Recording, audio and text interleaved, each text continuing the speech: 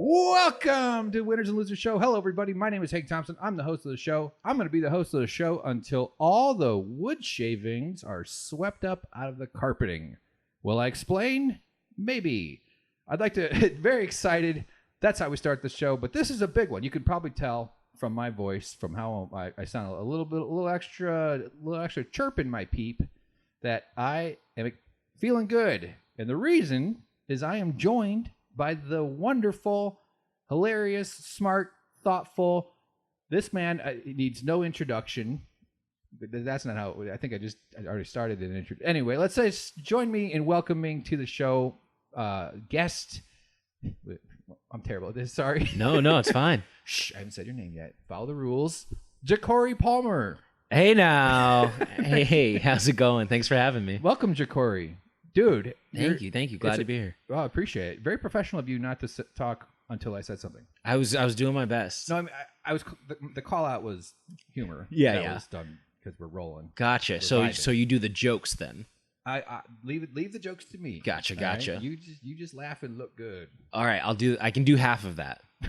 Okay. You look, laugh. Yeah, exactly. So, laugh, look. You and I work together. Yes, You're coworkers, friends, colleagues. colleagues. Do you use the word colleague? I do. Yeah. Not often, but in just the most pretentious settings when I'm trying to evoke Right.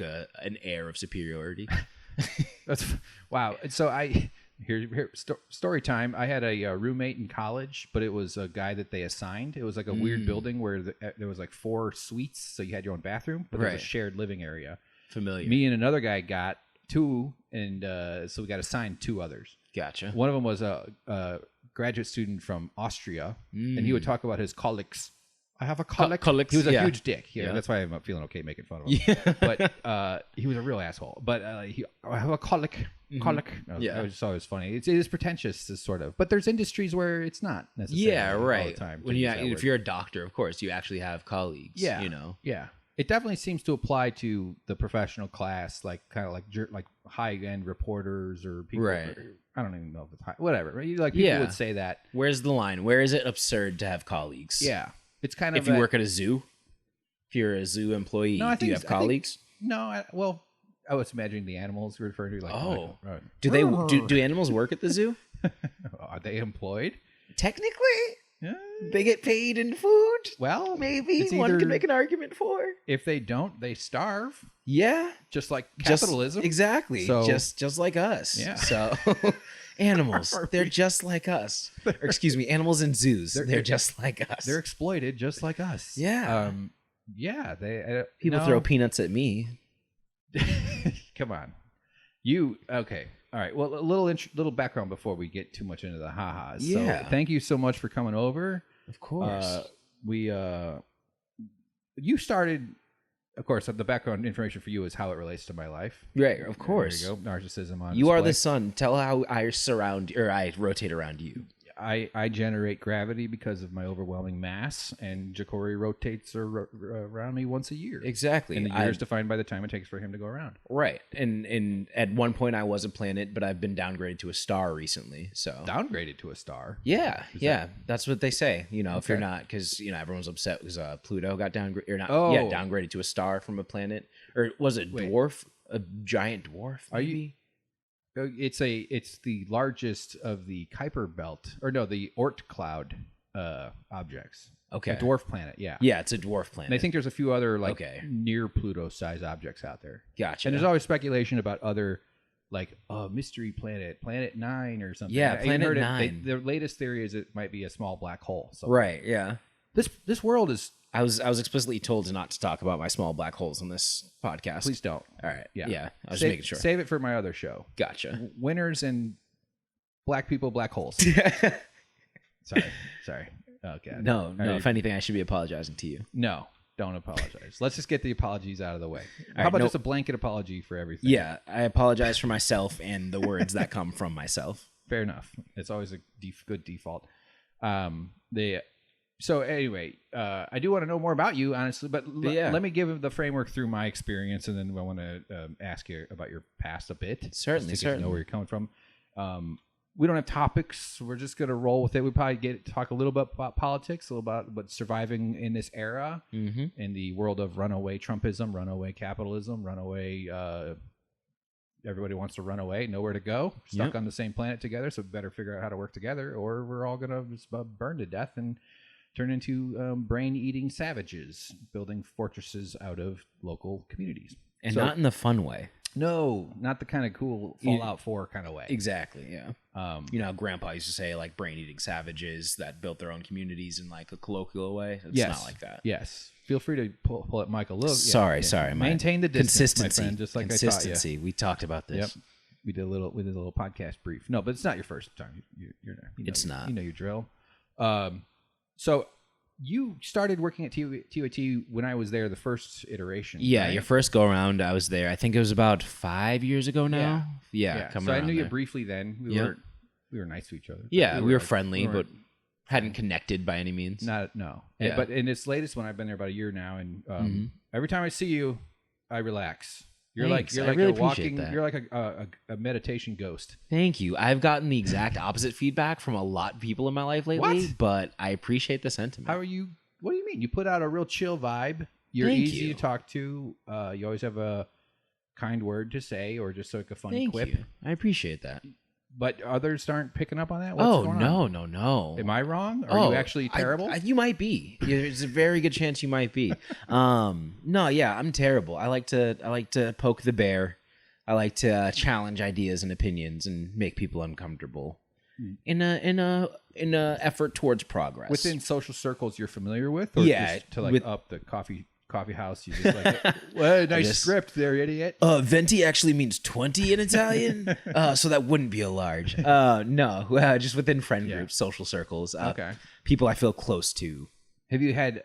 But you're just saying this is like a general tenor of how you are, and with your friends. Yeah, exactly. But not like you're causing extra problems lately. You're right, exactly. Okay, it's like wearing a necklace. Like it's okay to start wearing a necklace in your teens. But to start wearing a necklace in your like late 40s, exactly, I'd be like, I think he's off his pills. Yeah, like we got to talk about this. Are you okay? Like, yeah. Are you going through something? Right. Is this the midlife crisis? Yeah. Yesterday you didn't put a string of gold around your neck. Today you did. Right. It's a weird thing to do, but it's not weird in your earlier identity forming years. Exactly. Not that you have to stick to one identity, by the way. Sidebar: is it better if you call it a chain at 40? Like you got a chain, or is I don't know. Regardless of necklace or chain? I've never even thought about it that much, other than the part of the thing I said. Yeah. Anyway, chain's fine. Yeah, I wouldn't be confused. Yeah, throwing a chain at 40, that's fine. Yeah. Oh yeah. But is a chain? But a necklace? Wait a minute. Hold on. Can a chain? It's not. You don't mean literally a chain. Oh no, I mean like a chain necklace. Yeah. Yeah, not like a chained boat. Yeah. Right. Yeah. Like with the loops. Yeah. Exactly. But a necklace is a version of that because it's interlocking, but it could be a string. Yeah, a necklace could be just a thin string. Doesn't necessarily have to be a chain. Yeah, I believe all chain necklaces are necklaces, but I don't believe all necklaces are chains. Precisely. Yeah. Right. I'm glad we solved that. All elephants are pachyderms, but not all elements are mammoths. Right. Exactly. All tortoises are turtles, but not all turtles are tortoises. We need some. Yeah, we're gonna have to check with the jury on that one. Yeah, I'm not sure about that one because juries decide on animal taxonomies. They do. That's how we got all of them. Reptile would be, but that's also even bigger than that. But I hear you. So anyway, working with you is a pleasure. Thank you. I do appreciate that. You do crew. Yeah, I do crew stuff. Direct. Yeah, I don't know. My title is director, but I do just about everything on the crew at different points in time. I'm kind of the jack of all trades of our crew. I direct, I do audio, I do graphics, I do stage, I do stream. Okay. Stream meaning like making sure it's hitting the internet the way it's supposed to. Yeah, exactly. Streaming out to the good folks in the world, making sure it's public and can be viewed outside of our building. Yeah. Does anything ever go wrong? Oh, certainly. Does but just ever go right? But just once, though. Just this one time. Other than that, 2014. Remember that one? Yeah, that Tuesday. It was crazy. It was a weird Tuesday. It was a very weird Tuesday. Got stressful for like a few minutes. Yeah, that 2.5 minutes was very memorable. Certainly. Yep. And then the cat stepped off the space bar and it all resumed. And then everything went back to perfect. Yeah. The little mean cat ran away. Jumped off, and we never saw that cat again. It disappeared. Some say he's still tapping on space bars. Hopefully. Get onto those Breitbart space bars. You know? I don't know what that It seems like he's already been there. My nemesis. Anyway, so you wear a lot of hats, we like to say. I do, including the one I wear usually. Yeah. Yeah. I wear hats. I went through a no hat phase. I wore tons of hats in high school. I feel like an old person who just was reminded of a word, and now I'm just talking. And I think I often wondered if me wearing a lot of hats as a younger man made me go bald. It very well could have been. I don't know. Yeah. I'm assuming it's the wretched DNA. Yeah. And I also heard that some nutritional influences can actually accelerate that process. Interesting. Which makes sense. That makes a lot of sense, yeah. Of course. Like, it's weird how that's like, oh, yeah. That's right. Weird. Oh, yeah, science and anatomy. Wait, you mean pouring poison on my garden wasn't a good idea? Right. No nutrients didn't allow it to grow? No. You mean feeding it chemicals that the human body's not capable of processing might have had downstream effects that we didn't understand? Weird. Can't be. I'll have a double, please. Yeah. Thank you. Yeah, just get out of here with your Alzheimer's, Grandma. Keep marching down the street. Alzheimer's says, I've in my researching nutrition recently with my keto initiatives, which is a thing I do.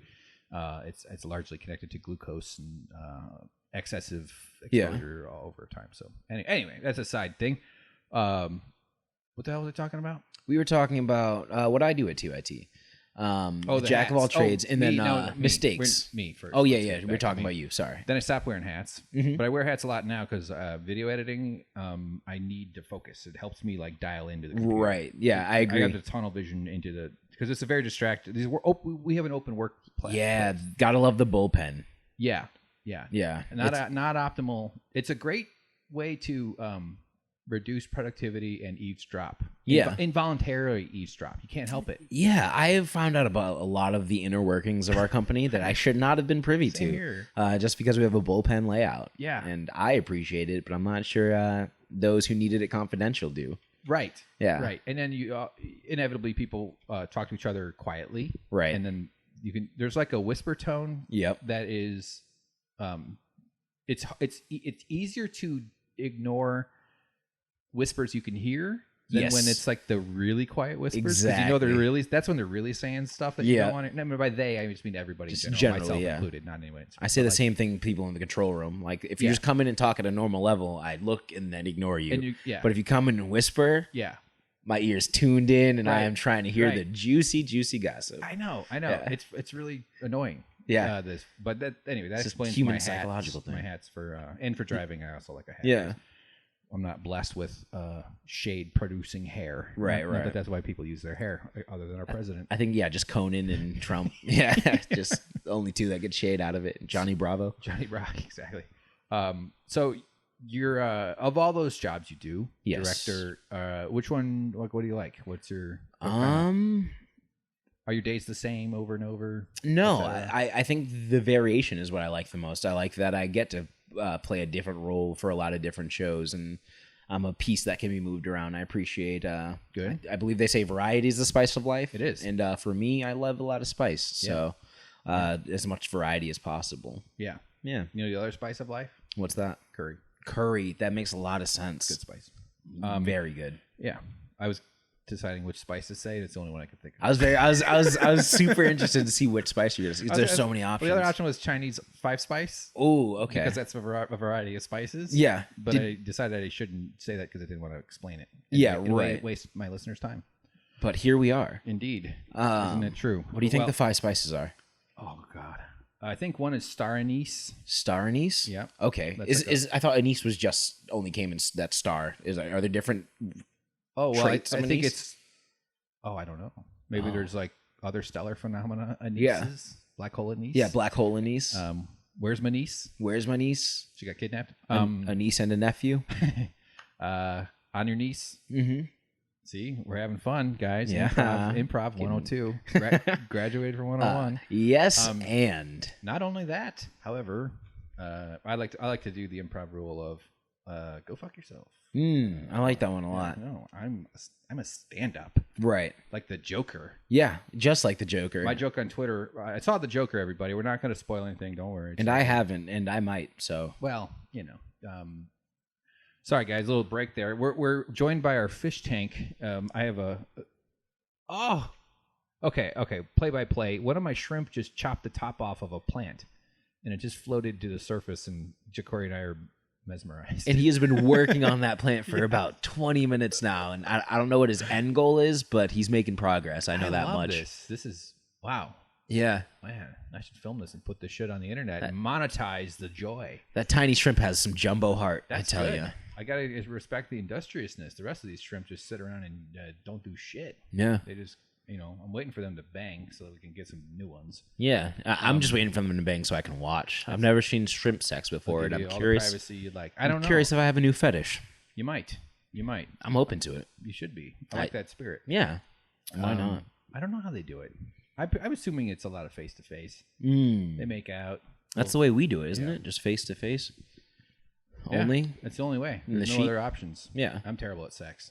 I'm very bad at sex, and especially the having it part. Yeah. Yeah. Acquiring it is certainly the one the thing I'm most bad at. Acquiring it, please, sir. One sex, please. Yes. Hello.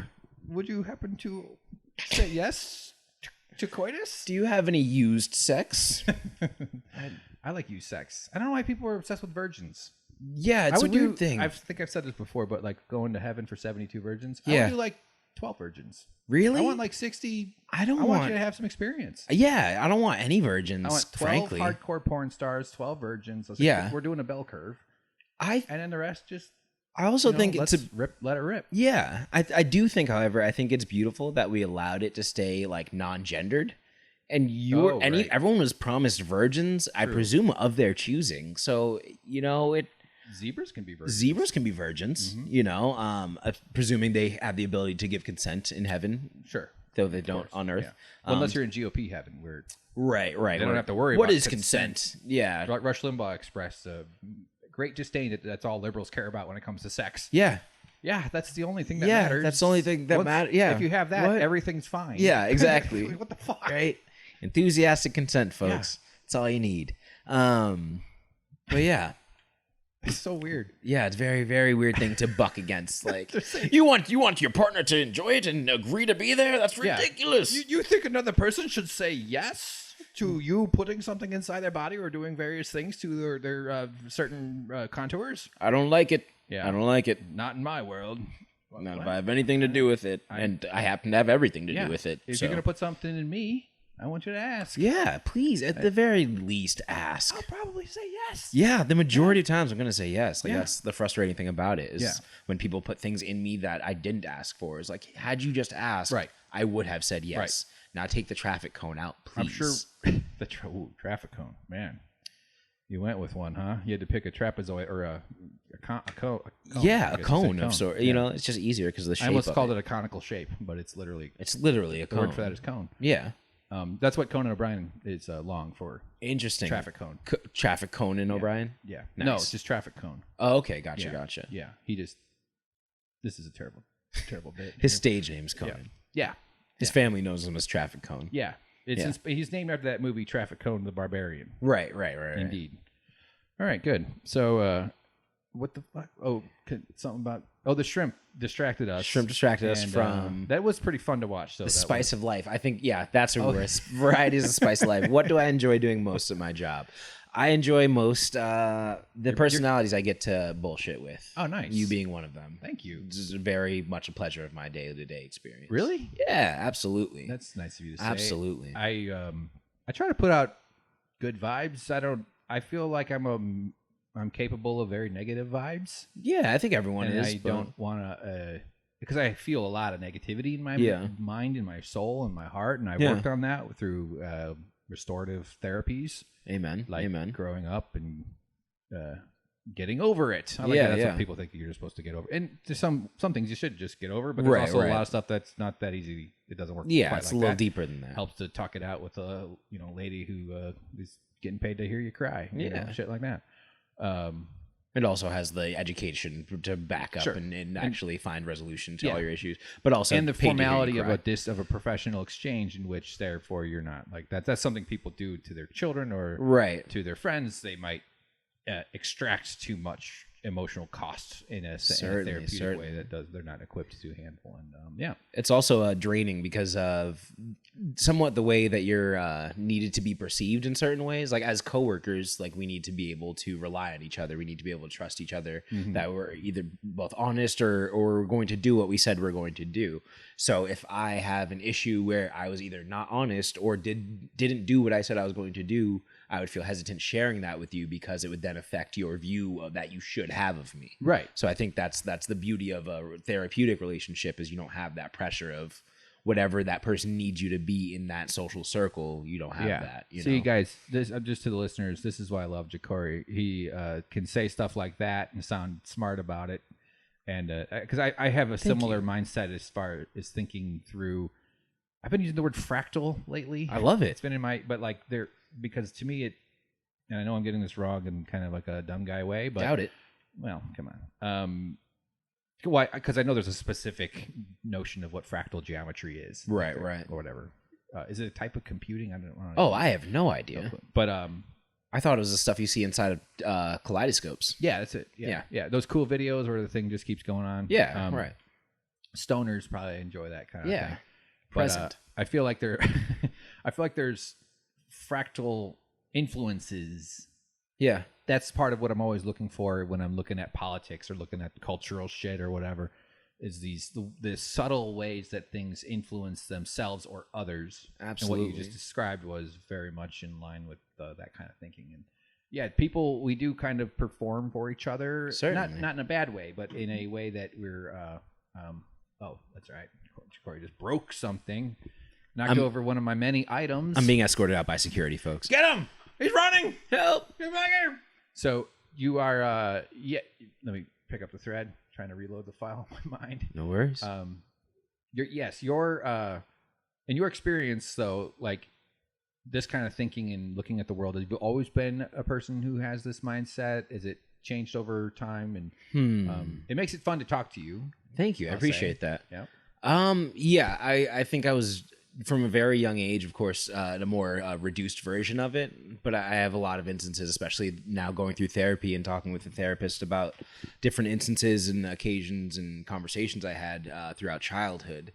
There was always a large sense of kind of the macroeconomics of things. There was always a sense, like I was the kid who would always challenge the teacher in class on what they thought were trivial things. But, it was things like the concept of like, hey, you guys all have to be quiet.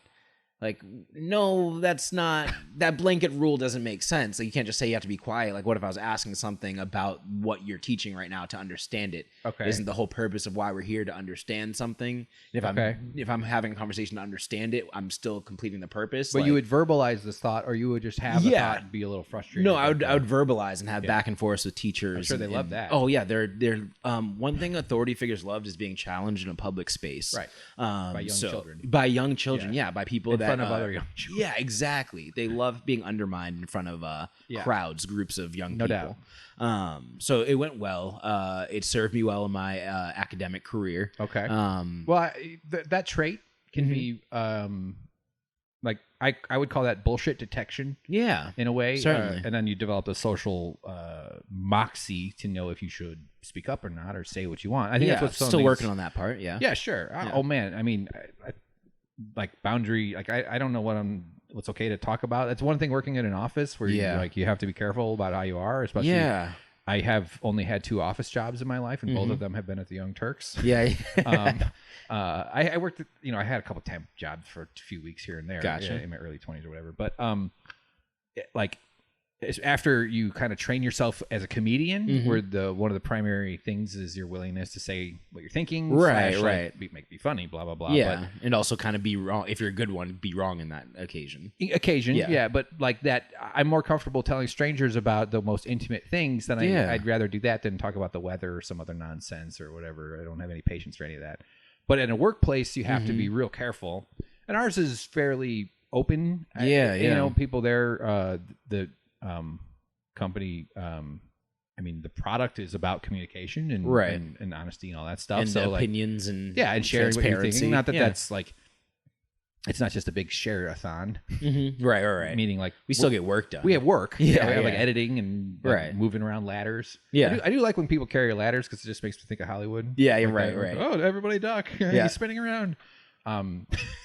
It doesn't happen often, but it does. But it's one of those things. It's like quicksand in television. Like it's just one of those things they always use to represent an issue. So now we're like, there must be swinging ladders in Hollywood everywhere. Exactly. Yeah. Sometimes my cowboy hat gets shot off, and I go, whoa. And I have never yet seen the clock strike high noon. I've been looking out for it with a big slow push in on it, and like a dong. Yeah.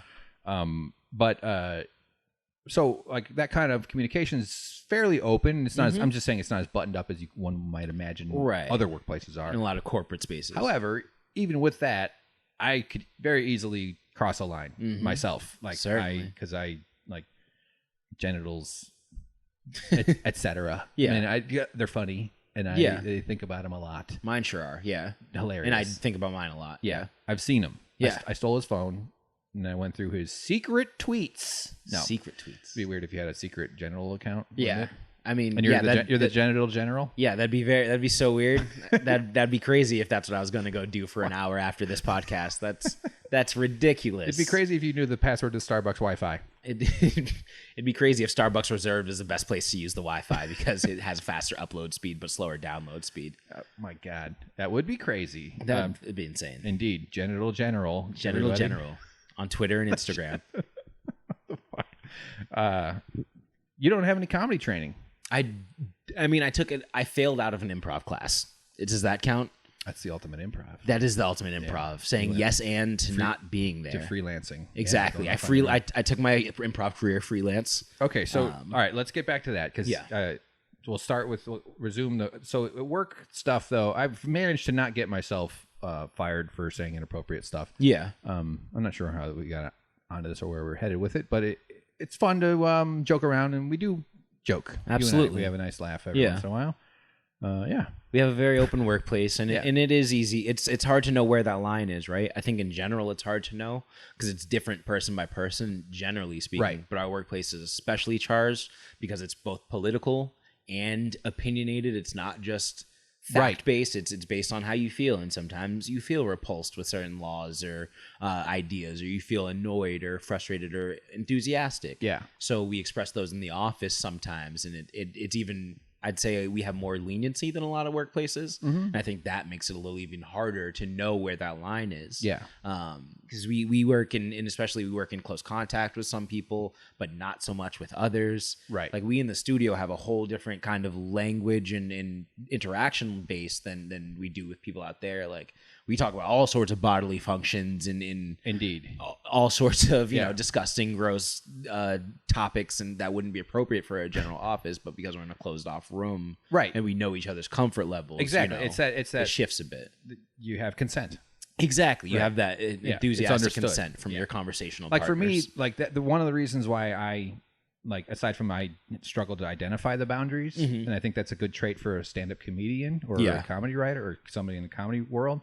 Wanting to identify the boundaries or being able to? Just being unable, being not like I was saying earlier, like I'd rather just tell you about something, my butthole, or like my death or some heavy topic. Yeah, like you said the same thing twice there. You realize that butthole and death are the same thing for me, anyways.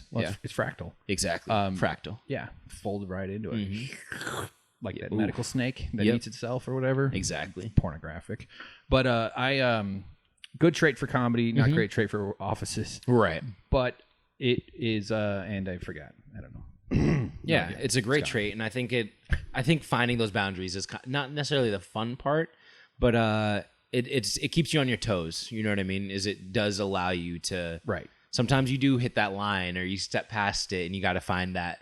You know, but I think it allows for a stronger workplace relations because you're able to find those boundaries. And I'm not looking for them. I mean, I am only looking for them because I'm worried I will cross them. I'm not trying to push it and be like, hey, here's right up to the boundary. Yeah, I'm going to risque joke. Yeah, I'm not trying to. That's also not at all the incentive. Yeah. And most of it is you can just put on your Seinfeld hat and talk about the snacks and talk about the water and the sparkling water and make there's all kinds of fun jokes. Airplane food. Yeah.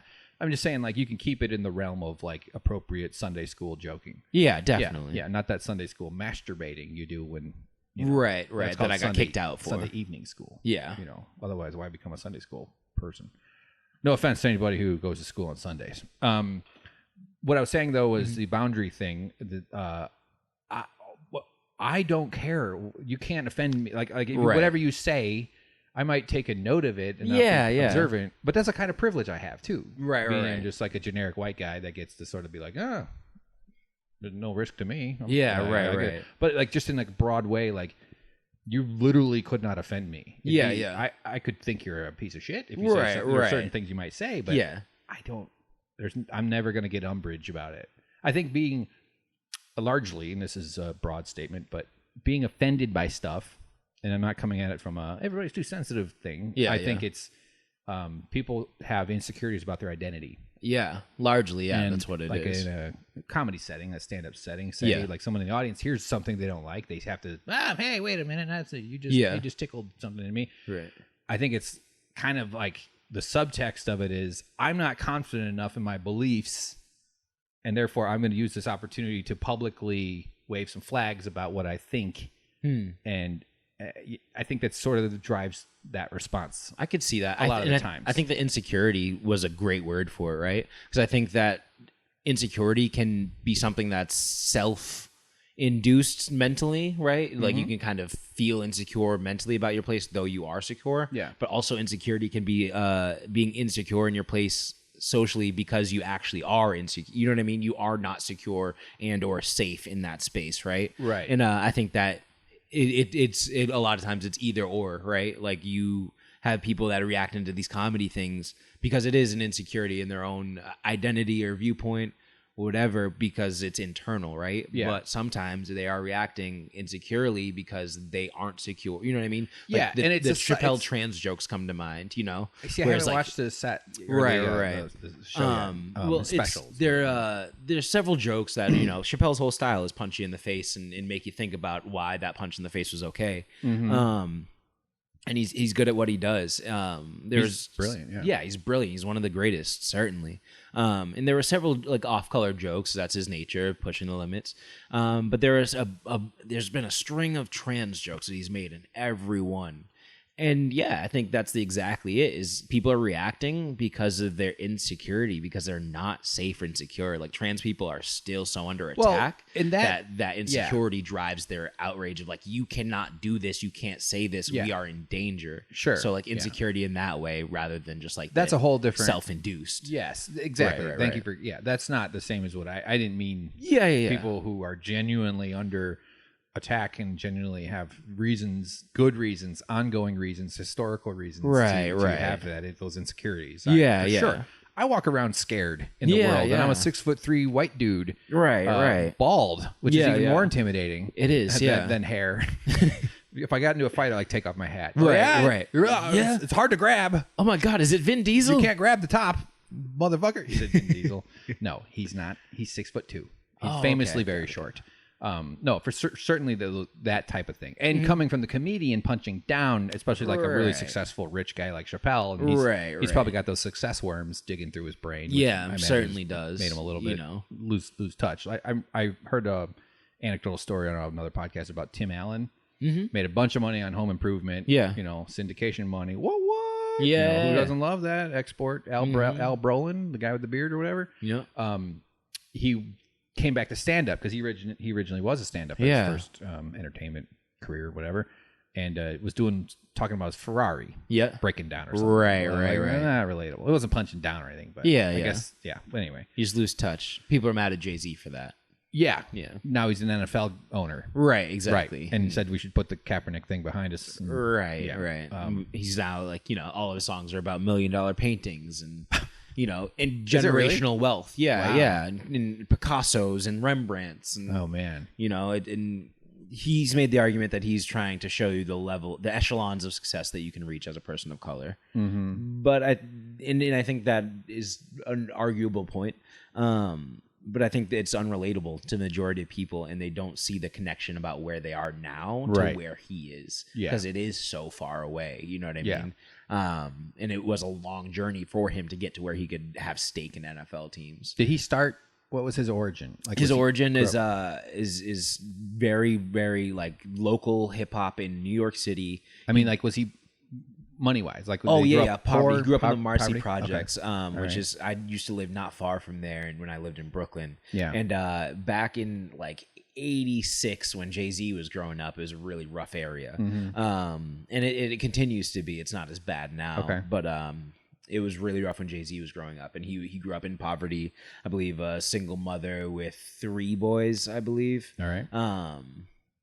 And just very much life defined by poverty. You know, the clothes he had, the shoes he had, the school he was allowed to go to, the interactions he had with police officers were all very much so defined by his relation to poverty.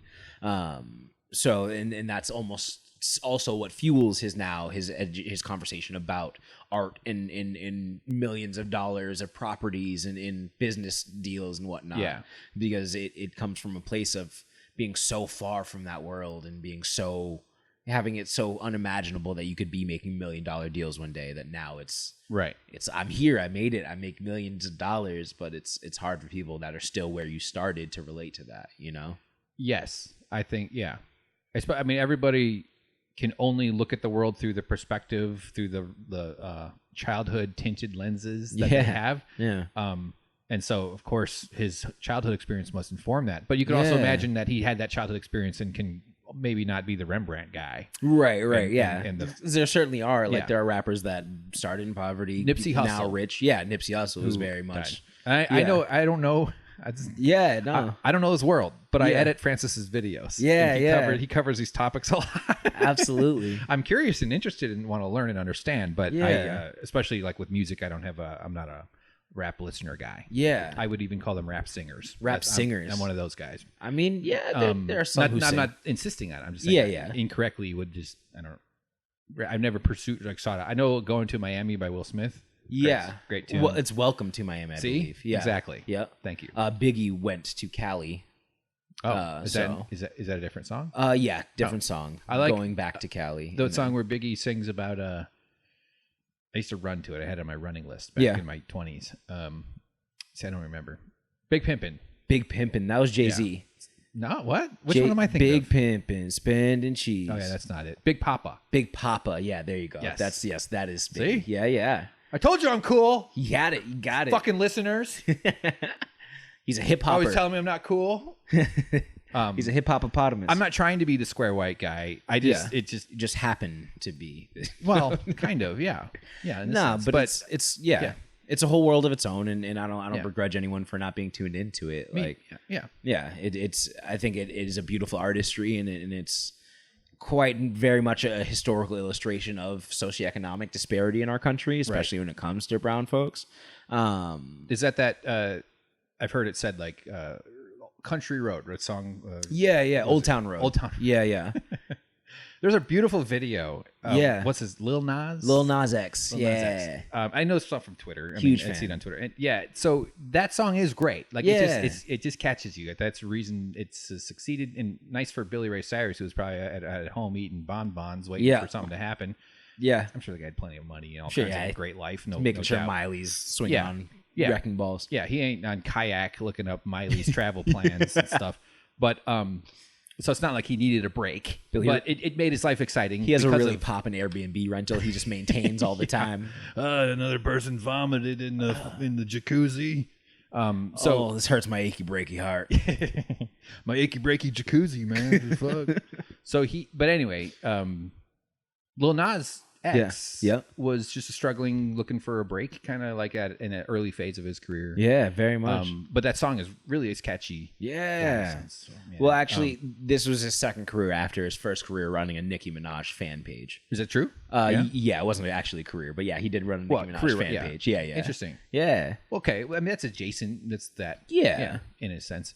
But there's this one amazing video of him doing a show for kids, like a school. Yeah, Have you seen that? yep, I've seen that. And like the music starts and he starts and it's you like the song and then all of a sudden like the kids just figure out that or they can sing too. Just every child, and all of them just go fucking crazy.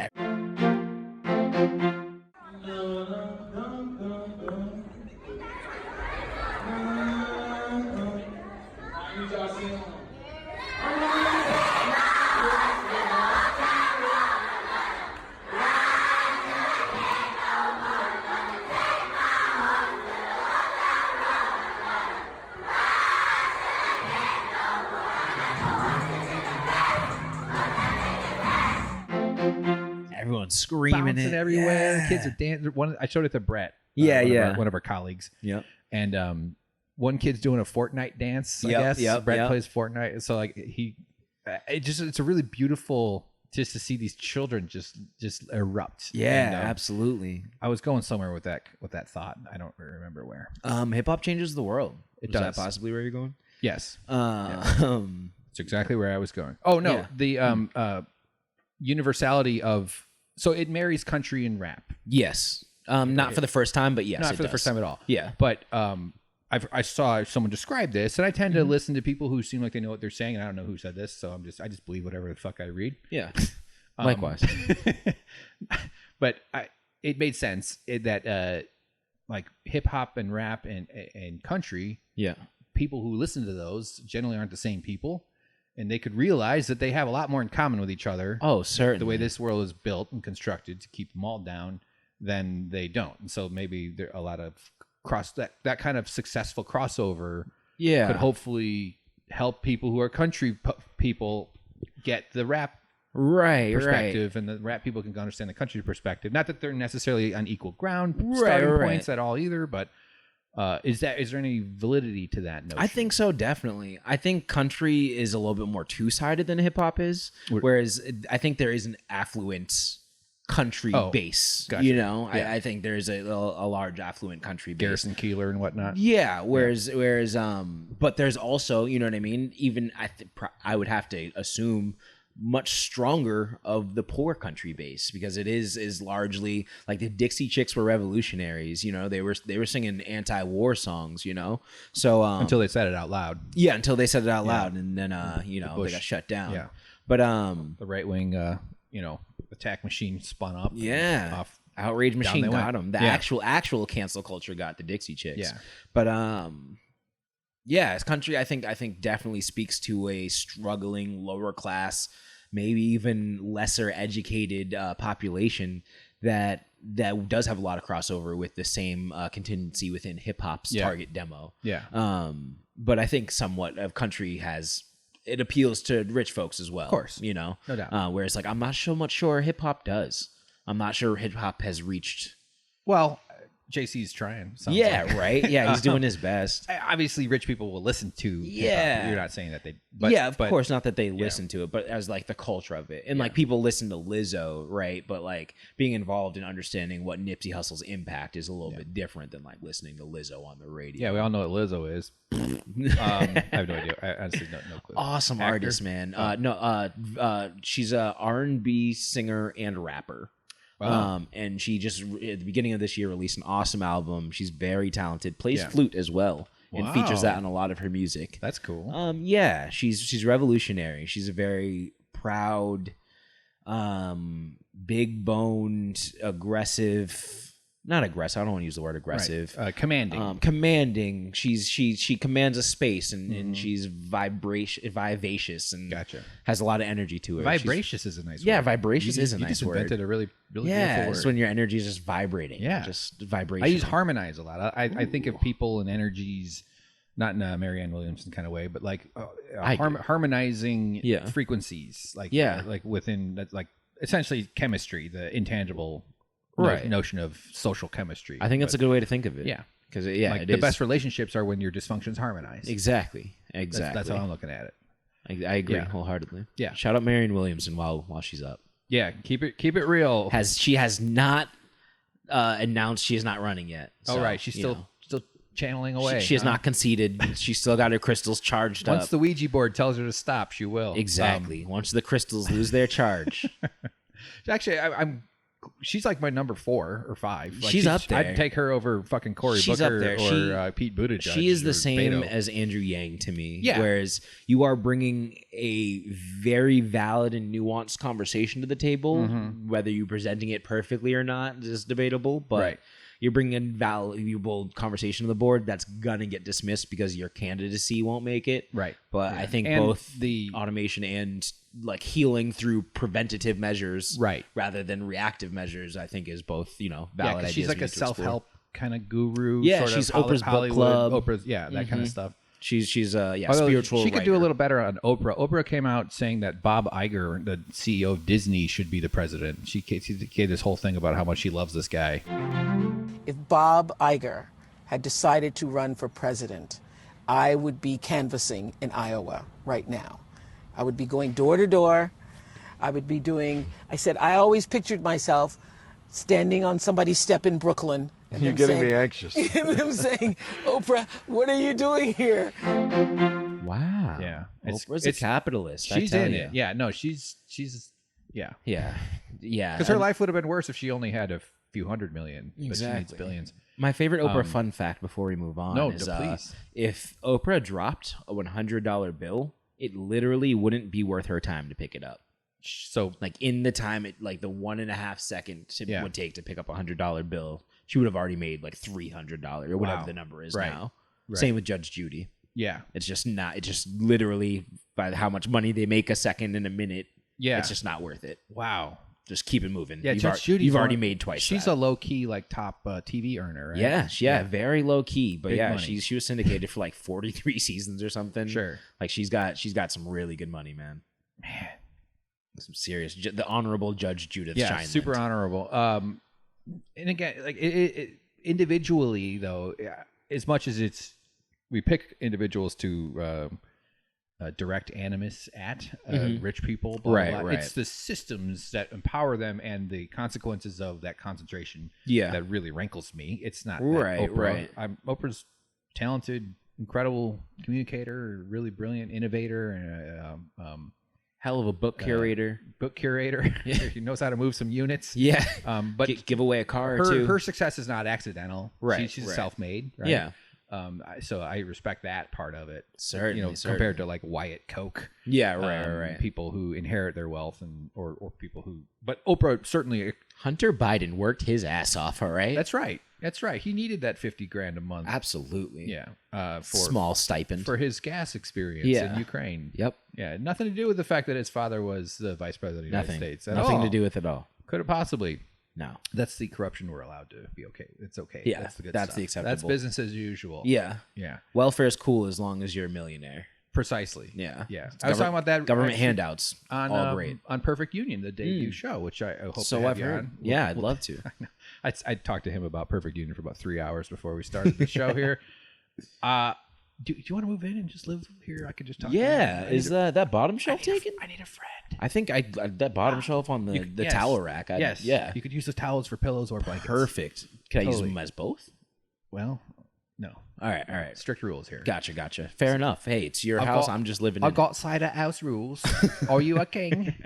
You princes of LA. There's a somewhat specific reference. I hope I nailed that fucking Michael Caine impression. Yeah. No, you nailed the Michael Caine. Yeah. Oprah self-made. What the hell are we doing? I don't know. Marianne Williamson I brings was gonna valued say- conversation to the table. Yes. Yeah. And those And outside perspectives and some of what I've seen, like the stuff she talks about mental health and that Mm-hmm. understanding, similar to how Yang is presenting different notions in a different perspective. And Yeah. we could quibble with some of what Yang says and does and how he there's wants to go issues about with it, UBI yeah. and the whole thing. But he's at least normalizing the concept that a government can give back to people in a Yeah, way. yeah. And I think that's an important shift because Yeah. the last thing the fucking ruling class wants is for us to expect anything. Right. That's right. why they taught us individualism. So that it's Exactly. either bootstraps or it's your fault. Pull yourself up. That's all it is.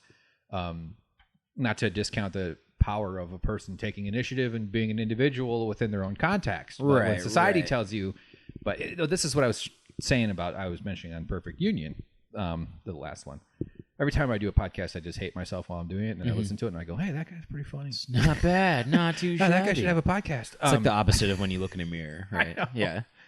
It's just like, I do laugh at my own jokes, but I'm also like, well, why would I say something that's not funny? Yeah. What the Right. fuck? I don't know how to say not funny Yeah, things. I'm saying funny thing. I think it's all embarrassing. Yeah, but right. I've gotten over that. I'm Yeah. not over it. No. I will cry after this. I hope so. Yeah. Yeah, that'd be better. You'd be sleeping on them towels. I'll take away one of your towels. Yeah. The blanket or the pillow towel. We've gotten to the abuse phase of the relationship, and he hasn't even had a night of sleep. I'd like to move fast through our relationships. Yeah, I appreciate it. So, just briefly, I was saying it that corporations, like we're okay with rich people getting something from the government. Oh, very much. In form of tax breaks, in form of regulations that help their businesses, bailouts, tax breaks, all kinds of big money. We're okay with corporations, multinational corporations, and the assholes who run them all get massive socialism all the time. Absolutely. And nobody looks sideways at that. Yeah, it's all socialism. But some struggling bastard Yep. would like to have a little fucking healthcare so he can start his wood carving business. Yep. Or something, or maybe someone with mental illness needs some help in a way. And we look at them as beggars, failed beggars, and individuals who are just milking the system and just taking what they don't deserve. Just want a free handout. Meanwhile, that increases desperation, that increases poverty, that makes people more likely to enter lives of crime or not. And in setting that aside, it just means their lives suck. Right. Their lives are diminished. They struggle. Or it perpetuates. It helps. It makes it harder to get past the cycles of abuse that so many generations that previous generations are inflicting on subsequent generations. It's Maslow's hierarchy. If you have an entire portion of the population worrying about their actual base survival and where they're going to get their meal that night or where they're going to sleep that night, they can't focus on self-actualization or improving themselves or being the best that they can be because they have to worry about eating and surviving. It serves the ruling class because it certainly does. The more actualized you are, the more you move the needle in that direction for people at the bottom who don't deserve it. They would tell you, the more power they're going to claim when that happens. Right. When their desperation goes down, their power goes up. Right. Or at least their ability to observe the injustice goes up. Right. Yeah. And then they start to say, wait a minute. I think that's what's happening with like this anti-capitalist thing that's kind of building, and I'm experiencing it myself. Certainly. I went to school for business, a degree in business. I ran a business for 10 years, and I've lived on the poverty side of this world, doing Postmates, making 20 grand a year, struggling in LA, and I've a lot of lived experience in this country, including with healthcare and all that other stuff that is scary and terrifying, and so like informs my politics a lot. And for some reason, it means it's I've become more socialist and democratic socialist and anti-capitalist and all this other stuff, and it's so befuddling. And I'm going to ask you a question. Right now I'm just rambling. No, by all means. It's befuddling that that's radical to me. Yeah, right. This is a thing that I hear. You hear like, oh, the radical lefties. They want people to go to the doctor. Right. Meanwhile, the centrists and the corporate interests that run the show are literally going to kill us all. Yep. Within 100 or 200 years. If not kill everybody, guaranteed to drastically upend environmental systems that are going to cause millions of deaths minimum, millions, and tremendous costs. And that's not radical, right? Well, that's the thing. It's the whole dishonesty of the conversation, right? Because they don't actually think it's radical. They don't actually think that helping people is the wrong idea. They just realize that equality will take away from their stronghold on things, right? So. Well said. I like that word, stronghold. Yeah, like it's a dishonest argument they're making to begin with, that they think that this is a free handout, or that these people, or rather, it's not a dishonest argument. It's a misinformed argument, because a lot of them are informed by their social circles and the world around them. Whereas they, like you said, what's the saying? Born on third base, thinking you hit a triple. Yeah.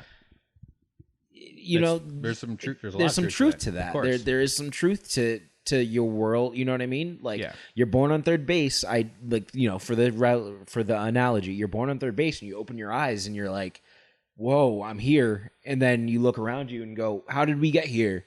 And everyone around you goes, well, it's because you hit a triple. Well, it's because you hit a triple. I know you don't remember it, but you hit a triple. Like you did this. You did this.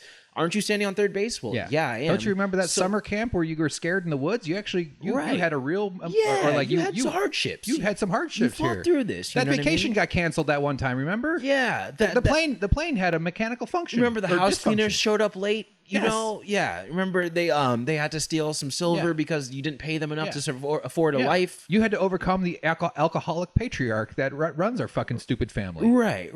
Like and also, like, those are real issues for what it's worth, but they're also compounded when you're in poverty, right? And you actually have to worry about your survival, your kids' survival, the safety of your children walking to school, because you don't have the money to live in a place where safety is guaranteed. Yeah. You don't work in a place or live in a place with economic opportunity. So nefarious means are what people survive on. Crime is most of the majority of crimes are crimes of survival. It's theft for food. It's not having enough money to survive. So it's those are crimes that you do to survive. And then I would add, like, there's a momentum to that. Once you sort of enter crime, it's the so crime much realm easier to continue, especially if you perpetuates. Especially if you unfortunately get caught up in the judicial system. Recidivism is so high for a very good reason. Yeah. These prison systems are not built for rehabilitation. They're simply not by any means. They're punishment. They're built. They're puritanical, weird old notions of punishment, particularly the racialized version here in America, where it's that's the two tiers. Right. There's probably more than two if we were really for sure. apart. But that the punishment model is about the emotions of the powerful. Right. And there's the rehabilitation model, which is what they do in Finland and Norway and up over there, where we laugh at it. We look at it. Yeah, it looks crazy. We laugh at when A$AP Rocky was locked up in Sweden. We laughed at it. Did you see what kind of conditions was he in? Give us a little background about that story. Oh, so A$AP Rocky is a hip hop artist from the U.S. who was traveling in Sweden for a string of shows. The S is a dollar sign, right? Yes, the S is a dollar sign, but still pronounced A$AP. You are hip. Well, $8 sign app. Rocky. He's a New York rapper that traveled to Sweden for a string of shows. In Sweden, he was harassed on the street by a couple of there's video fans. Yeah, there's video footage. The dude's being really persistent. Yeah, they're being very pushy, very aggressive, and A$AP is saying over and over again, like, we don't want to talk, man. Like, we're trying to go about our way. Yeah. The people keep getting in their way, getting in their faces. And I saw the video. He got his like a large security guy. Too, but they're really withholding. Yeah, like they're holding back very like for a long time, being very patient for a while, and these guys just won't leave them alone. They're relentlessly following them and antagonizing them. And I think eventually A$AP just shoved one of them to get them physically out of his bubble, you know, and I think he fell and he ended up getting arrested for that. Well, it was like, I think the security guys got involved too with more but with more vigor than A$AP did. Yeah, right. But But he was the one that got these locked guys up. were like at him for it's the inevitable. Like, you come at me for a while, I will ignore you. Right. Then I'll avoid you. Right. Then I'll push you. Yeah. And then more. Just try to trying to get away from you in any way. Yeah. You know? And eventually, though, it comes to physical. Yeah. This is animalistic. Absolutely. In a basic nature way. Certainly. So they were defending themselves, basically. Yeah. So he got locked up. Yeah. It was locked up for a few weeks actually until a couple people called in favors, and the right wing Cerbus or Cerb. Who's the demon dog? No, succubus is a different type of demon. Oh, is succubus a demon? I see. That's what I was thinking. That's but it's not the dog one. I don't think. Cerbus. It is very close to that. It's like Cerebus. Totally derailed the conversation. Why we're both? I know it everybody too. listening knows exactly, and they're going, "You idiots!" Yeah, right. Cerberus. It's like Cerberus. Oh yeah, I used to have a bit about Cerberus. What the fuck? I can't remember how. Yeah, it's something like that. Yeah. Anyway, yeah. The three-headed dog that guards the gates of hell. Yeah. Sirius. It's got a C, an E, and a B in it. Yeah, I'm not sure what the order is. Why can't we do it? This. It'll hit it. One of us will catch it in a couple seconds. Yeah. Just random. But the right wing succubus grabbed it like a chew toy. Yeah. I just want to make the chew toy metaphor. Right. That's the whole point of that. The A$AP Rocky thing, and Trump made a big fuss out of it. He has this preternatural ability to identify opportunities to generate racial animus or whatever you know. He knows his base. Yeah, despite all his social ignorances, there is a keen knack for finding dynamics and manipulating what's already been stoked, right? Like kind of furthering. There's a skill there. Yeah, I mean, you want to become president. A weird skill there. I don't like using the word. It's like being an evil programmer, like an evil computer programmer. Like he just knows how to write he knows where to tweak the code. Yeah, and kind of get what he. But also, part of it, why that is we're giving him too much credit. Is that he benefits from confusion and chaos, right? And it's really easy to create. I was actually talking about this in the last episode too, or the first episode of Perfect Union, I should say. It's really easy. It's much easier to create chaos. It's easier to destroy than it is to build. Yeah, and so absolutely. authoritarians and fascists benefit from that. Yeah. That's why Bernie Sanders goes, oh, well, how are you going to do it? How are you going to do it? How are you going to do it? Because he's promising good things. He's saying we should do good things. We should help people. We should build things. And that's a very specific promise. When you say, hey, it's all bad, it's going to be bad, and I'm just going to make sure that you get some money, give tax cuts to my rich buddies and trick the dumb racist white people into believing in me, that's a much simpler proposition to promise nothing and deliver pain. Right, exactly. It's less expensive, too. Yeah. So A$AP Rocky gets arrested. So gets arrested and is locked up in Sweden for about, I think, 5 weeks or so. Okay. Until, regrettably, I think it was Kanye West called in a favor to Donald Trump to make the actual conversation happen. But which got him out, you mean? Right, which got him released, No, but Trump was demanding his release before. Right? Wasn't that how that's what he was I believe doing? So. In a completely trolling way. Right. He doesn't give a shit about A$AP Rocky. Exactly. Like it was somehow. So he could say black people are ungrateful, which is a huge talking point of Republicans when they talk about the black unemployment rate. Right.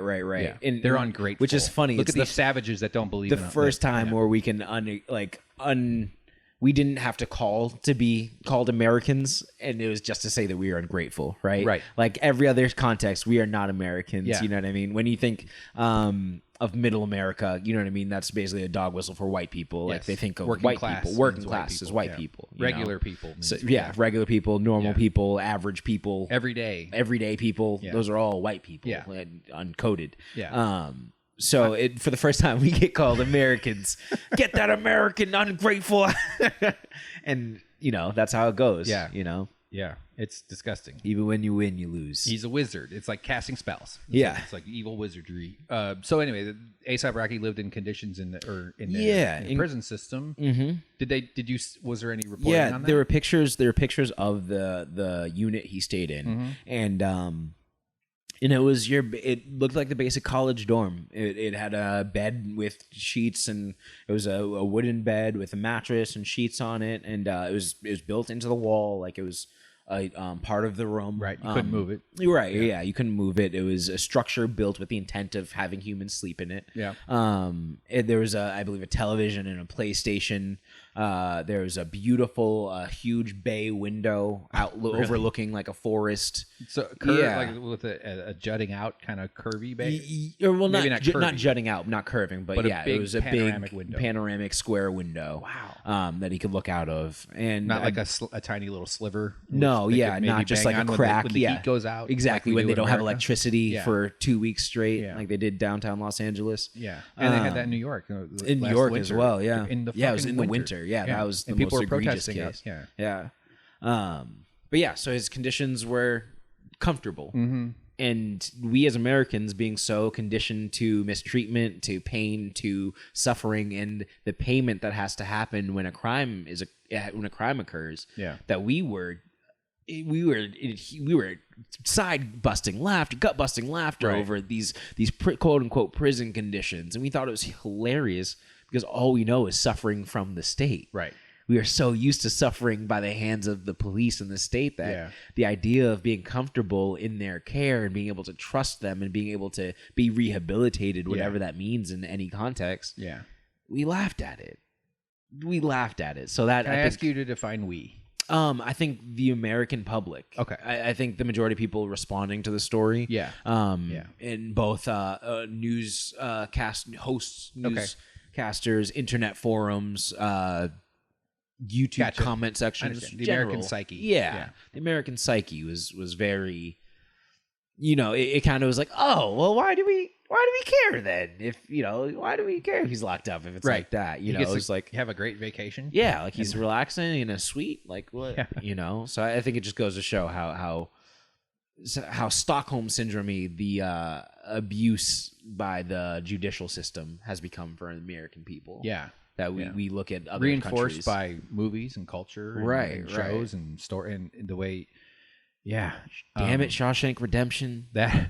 That's a luxurious depiction of prison. Yeah, and that funny enough, I actually haven't seen the whole thing through. I've only seen snippets here and there. Oh, I definitely won't spoil it for you. Oh, I told you I don't mind if you do. I know I talked about it, but I have. I was gonna feel bad about not watching it and continue not watching it for at least 10 more years. Nope. Whether you spoil it or not, It's I got will a continue. 40-year spoiler span, so that's the when a timer runs out. I'm a fair big enough. respecter, fans of fans. God, what a douchebag I am. People who are listening that come from Suck Professor, my YouTube channel, which has many, well over 1,000 videos actually. It's quite an catalog. output. Wait, that's 8 subscribers per video. Hey, man. But I'm proud of the community we built there. Very, very much so. It's so anybody want to go check that out. But they know that I'm a big defender of spoiler rights. I come down on a really strict. Not that I expect the whole world to obey my rules there, but Right. I like to have raw experiences. With Joker, for instance, I went out of my way. We're gonna get back to the prison thing, and then I want to ask you even more a little about comedy. Although we're already over an hour, it's amazing how quick this stuff goes. Yeah. So Joker, I dodged the spoilers like crazy. Yeah, In fact, part of my motivation was to see it is so I could read Twitter again. Right. I use Twitter. I hate it. I love it. Yeah. It has a grasp on me that I resent. I feel like that's where everyone and I'm trying to let it get rid of it. Mm-hmm. It's sort of necessary for this to be a comedian / Right. want to talk politics, work in political media. Yeah. To be a functioning personality, it's kind of necessary. But it's not. Yeah, People that are not Twitter people that don't, they're fine. They're fine. But anyway, so that's a separate topic. Yeah. I did dodge most of the Joker spoilers, or pretty much all of them. I did a pretty good job. Sometimes you just can't not. Yeah. It's just people will just finish a non-Joker thing with a Joker thing, and right. Fuck, it's like, wait, no. Put it like sports tweets. Just put the word sports before your tweets. I can move on. But no greater comment. If you see Joker, I'd love to have you back on. Yeah, it's one of those movies that provokes and touches on a lot of these sorts of themes that we've talked about. Interesting. I enjoyed it. I'll check it out. I don't want to overspoil it, but Shawshank Redemption, terrible movie. You'll hate it. Really? Okay. The way it ends, it just turns into this big prison orgy. That sounds wonderful. Yeah. Yeah, no, I'd watch that if I could just skip to the end. I think that guy puts himself entirely in a tube. That's how orgy it is. Wow. Anyway, I have a new fetish. Wow, that was easy. Yeah, it's. I'd like to talk to you about my new tube business. This is all just a scam for me. I'll buy 3. Speaking of tubes, guys, Bum Rush, join the movement. Shout out Bum Rush. Etsy. That's my woodworking project. Updates. We'll do this at the end. Updates to come soon. Well, from I just Bum realized Rush. how many threads we're leaving hanging here. Oh, it's all good. Quick note on Joker. Sure. My spoiler philosophy. I'm actually as strong as you are on defending spoilers for other people. I think it is disgusting to ruin. But you spoils. yourself, me myself, don't care at all. I don't care at all. I wish I had that. I said earlier before we started recording that I was either going to see it or not going to see it before you told me, and I'm still going to see it or not going to see it after you told me. Yeah. Like it doesn't personally for me. It doesn't take away from the enjoyment of the content. That's awesome. I will fight to the death for other people not to have that right or not to have that ruined for them. I get you. Yeah. Yeah. That's nice. It's egregious. I think it is. I think it is gross. It's just basic respect to me. It's just like sort of like trailers themselves are extremely insulting. Like if I could, if I'm not, especially comedy trailers. Yeah. Always blow the best 2 jokes of the movie. Right. Guaranteed. Right. Oh, that would fit so much better in context. And these days, it's usually the only 2 jokes. To be honest. Right. Let's Exactly. Step it up. Yeah. Not like my comedy. I made a 20-minute movie in 2011. You want to watch it? I can't get anybody to watch it. Yeah. It's pretty good. It's about pizza. Yeah. So tweet me, everybody, if you want to see it. Tweet them birds. A$AP Rocky, Swedish jail. Now, has he spoken about his experience, or not that you know everything he's I said haven't seen him speak about his experience, but not to say that I know everything that A$AP has done since he's got. I remember seeing this thing about Norway. The jails there, and their recidivism rate is like 20%, right? Which is like, if I were running a country, I'd be disappointed with 20%. Right. I'd be like, we need to get this down to 0. Yeah, 0. It'll never be 0. None of them back. Yeah. But let's get that to 19%. Let's keep trying tactics until we get conditions in which it's less likely that people are going to end up back. Absolutely. Ours is like 70 or 50 to 80. I mean, it's I think it's like 70 it's something. massive though. Like high 70s. Yeah. Once you're caught up in this, there's no getting back. But this Norway, these jails or these prisons, they're resorts. Yeah. I mean, maybe you have a roommate, maybe don't, but like you described, like kind of like a nice dorm room. Yeah. With all kinds of stuff. They have a little kitchen, little kitchenette. They have knives. Yeah. They cook for themselves. Yeah. And they get therapy. Right. They get fucking it's professional therapy that comes in, and people work with them. Yeah. And they let them feel okay for a change. Right. Usually if you commit a crime or something that gets you caught up, it's because you were dealing with some emotional construction that wasn't healthy. And made it difficult for you to survive in society in a way, and so that led you to say yes to doing something stupid, right? In trouble. You either acted out because of it. Sometimes it's just a dumb mistake too, right? Maybe you checked your phone while you're driving and you killed somebody. Do you have to go to jail for that? I guess so. I don't know. In the U.S., we'll tell you, Yeah, we tell you we would. I would probably want someone to go to jail if they killed somebody I loved, but also... Yeah, but that's only because we've been raised in this punitive system. Indeed, to feel like somebody has to pay for any given wrong the you have to us. pay is the turning point, as opposed to let's work on you and get you better. Yes. And I think a compelling argument for why rehabilitative models are better than punishment models, aside from the sheer number difference... Mm-hmm. It's about the next victim. Exactly. Our system is designed to keep people victimized. Mm-hmm. And I don't mean, I mean by the repetition of crime. Yeah. To keep the same cycles going. The cycles repeat. Yep. And I care. I don't want people desperate enough to commit any crimes. Exactly. I say all the time. That's where my like kind of systems perspective comes at it from. Like, I agree wholeheartedly. I say all the time, I don't care about individuals. I don't care. Like, in the sense that like I want people punished, right? Like I don't want repercussions for individuals. Yeah.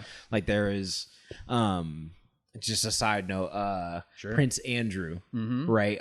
There's my favorite prince. I hope there's no bad news about him. I love him. Don't ruin it for me. Unfortunately, I do have to ruin it. What did he do? He was a part of Jeff Epstein's whole cabal. And my angel Andrew? Yeah, your angel Andrew was with your best friend Jeffrey, and former best friend, ex-best friend, FBFF. There's a falling out. But yeah, he was implicated in the whole scandal of Jeffrey Epstein. Yeah, and he's the son of Queen Elizabeth. Yeah, right? the son of Queen Elizabeth, and he was implicated in the whole thing for raping children. Yeah, for having sex with people unable to consent to having sex. Yeah. So people are upset, and the stories run over and over again. Prince Andrew. Me personally, I don't give a damn about Prince Andrew. I don't want him to victimize more people. Of course. But I don't give a damn what it means for Prince Andrew not to be the good person we thought he was. I care more about future victims of powerful people. Precisely. I want to change the dynamic that allows powerful people to abuse victims sexually. I want to change the dynamic that makes victims of powerful people feel that they can't speak out. I want to change those dynamics on the macro scale. Yeah. Prince Andrew, I don't want him punished. I want to use him as a schematic to make things better for people moving forward. I like that word, schematic. Yeah. Yeah. I'm not personally invested in Prince Andrew suffering because of his crimes. Yes. Yeah. Which is why it's almost so. I'll rail against individualism. Mm-hmm. I find it a deliberate. It's maybe not one person made a decision and this is what we're getting, but it trains you to never expect help. It goes against your instincts because we're not individual minds. It takes a village is a real. Yeah. Although I like thinking of it as like the movie It, like it took a village. It took the whole village, then the town. It took another then village. The state. Then Parliament. But individualism is a way to kind of like we were saying earlier, where the corporations don't have to, they get to get all the benefit and help collectively that we provide, but any individual, no, you're just being lazy or it's your failure. Right. I'm vamping. I forgot where I was. God, what the hell is wrong with individualism? My brain? I'm getting older. Right before that. I want to change the schematic dynamics. Got it. I keep forgetting what I'm trying to say here, everybody. Sorry about that. It's or blame the shrimp. They're distracting. Yeah. Right. Yeah. No, it's just my Swiss cheese brain. The individual, there's a certain that individualism applied to criminal justice reform or to individual justice reform. Meaning like, well, if we train everybody societally to believe in punishment over rehabilitation with lip service to the notion of rehabilitation. Yeah, Oh, right, what? You right. didn't go to the skill building class and the Bible study that we Yeah, offered right, you? And right. what? You got to meet with a counselor once every 6 months. Yeah. Come on. Yeah, You what- failure.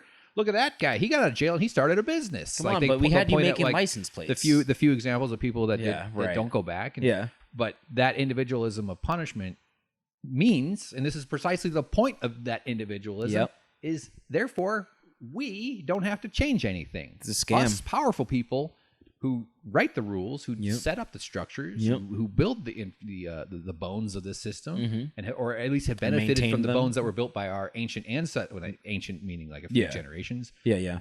Back to the early days of setting up the rules, because these things persist through history. That's another thing that we lose is that And they morph. these roots are all connected through history. You know, and You can chase it, you can follow the paper trail right back. Yeah. It seems we like to act like it's different. It's in the past, but it's This is unprecedented. How we have never I just love the takes that you see coming up on Twitter. It's like the country has never been this divided. right. Oh, you mean like when half of it wanted to secede Maybe and not then. leave? Yeah. Or like there's never been a president had gotten this much hate. JFK was shot in the face. Right. In Yeah. the face. Lincoln was shot in the back of the in face. the back of the face. Yeah. In his back face. Yeah. Like, he's ugh. famously he wore googly eyes on his back. Of his Yeah, face. I think why he that's wore where the John top- Wilkes got confused. Well, the top hat blocks the eyes. That's why there's not any photos. Plus, Right, they only right. had. It took forever to take a picture, so they only did the front. Right, They- nobody knew they had a back until iPhone 5 came out. Right. 420 years ago. The 4S and 20 years ago. 4S 20 years ago. Nice. But that so these Norway jails are like amazing. Yeah. And the result is these people leave their jails. Their lives are a little turned over by the thing, but then they have programs for getting them back onto their feet. Yeah, they actually have good transitional social programs. safety nets, and they get a job somewhere. Like the whole system, and Yeah. it's great. And it's not about that individual. I'm so happy that individual has a better future, Right. That they did course correct from their crime into being caught, into going into the rehabilitation system, and now they're on a nice path. Yeah. And they'll stay out of it. But it's about protecting the other victims, the new potential victims, the next person that they go back to and it happens to. Absolutely. Aside from just we haven't even talked about the drug nonsense. Yeah, which is right. victimless, That whole- which is yeah. insane. whole the Yeah. effective and intentional war Yeah. on drug users. Yes. So we got to talk about the woodworking and Yeah. the bum rush. I have brought this up on other previous episodes. So Gotcha, I'm just gotcha. assuming people care about the thread. Yeah, yeah. Plus, I'm going to move some units, man. Yeah. Etsy. I'm going to sell these things on Etsy. Etsy.com bum rush. Look it up. It's the perfect product for anyone who eats. Yeah. The other thread I was going to ask you about. So you do back to comedy. Mm-hmm. You took improv. Yep. Failed out of the class. You left it or you failed? I failed through absences. Okay. You gave it up. I'd like it if you did fail. It'd be funny to have an wouldn't- improv teacher be like, "You're just not cut out for this. Get the fuck out. Get of out. Here. You're just not failed." funny. You're just not. Just stop Improv trying. teachers are nice. I took improv 101. Yeah, that's the one I took. Charna Halpern, who is one of the more famous improv coaches, Gotcha.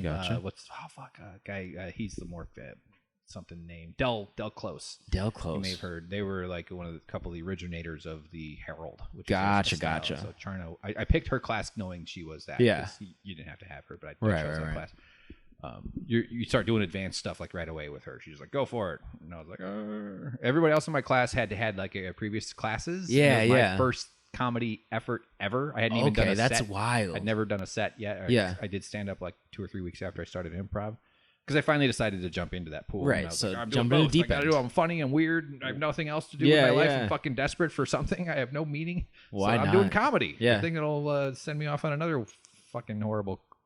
Well, it led me here to be with you. Yeah, so that's right. positive. Would we be here right now had you not Definitely started a not. comedy career? No way. You know? No way. I'd be making several $100,000 a year running a fish tank business. See? And who wants that?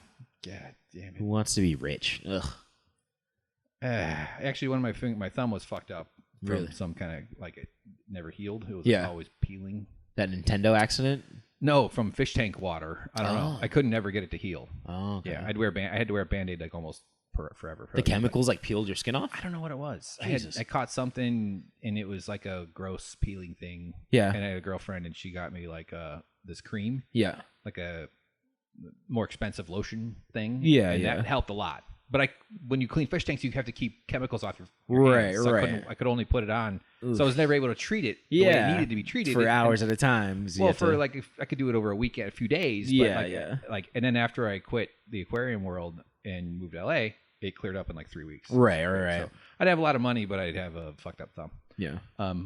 So is it worth it? You know? I don't know. Got 2 good thumbs, man. So I'd say so. That's why there's a spare. Yeah. But the aquarium thing, what was I getting at? Oh, improv stuff. Mm-hmm. So here's the question.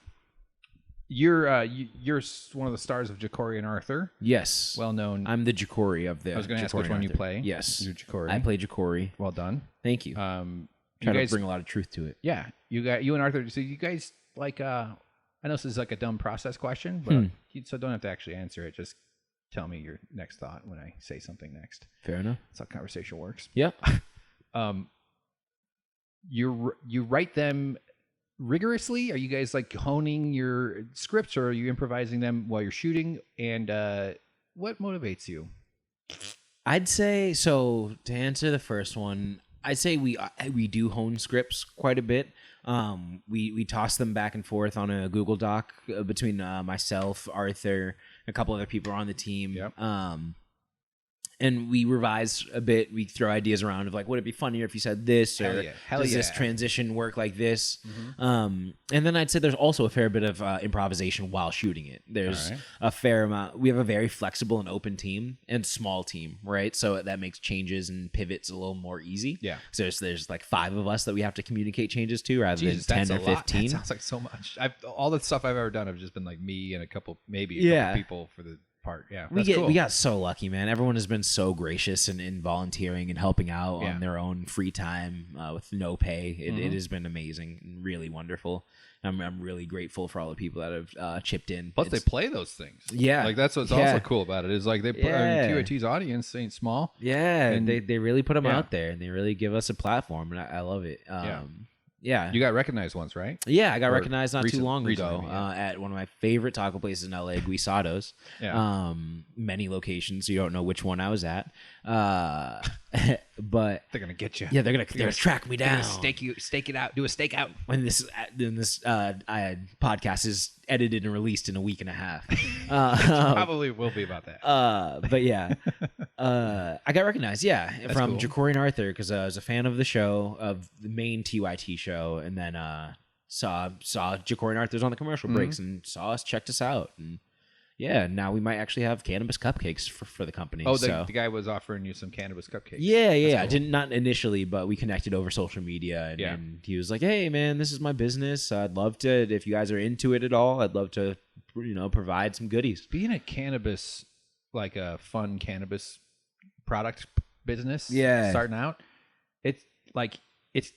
it's hard to talk people into being like, hey, why don't you try golf? Yeah, totally. Like, look at this club I made. It's like, I don't play golf. Like in LA, I don't know golf. That's fucking weird. No, it's a good one. It's perfect because it's obscure and it's like, what, I don't do that. And if I don't do that, why would I need it? It's harmless, aside from the land use. That's a whole separate topic. Water the waste. Government grants to golf. Yeah. Courses. There's a Malcolm Gladwell podcast episode. Really?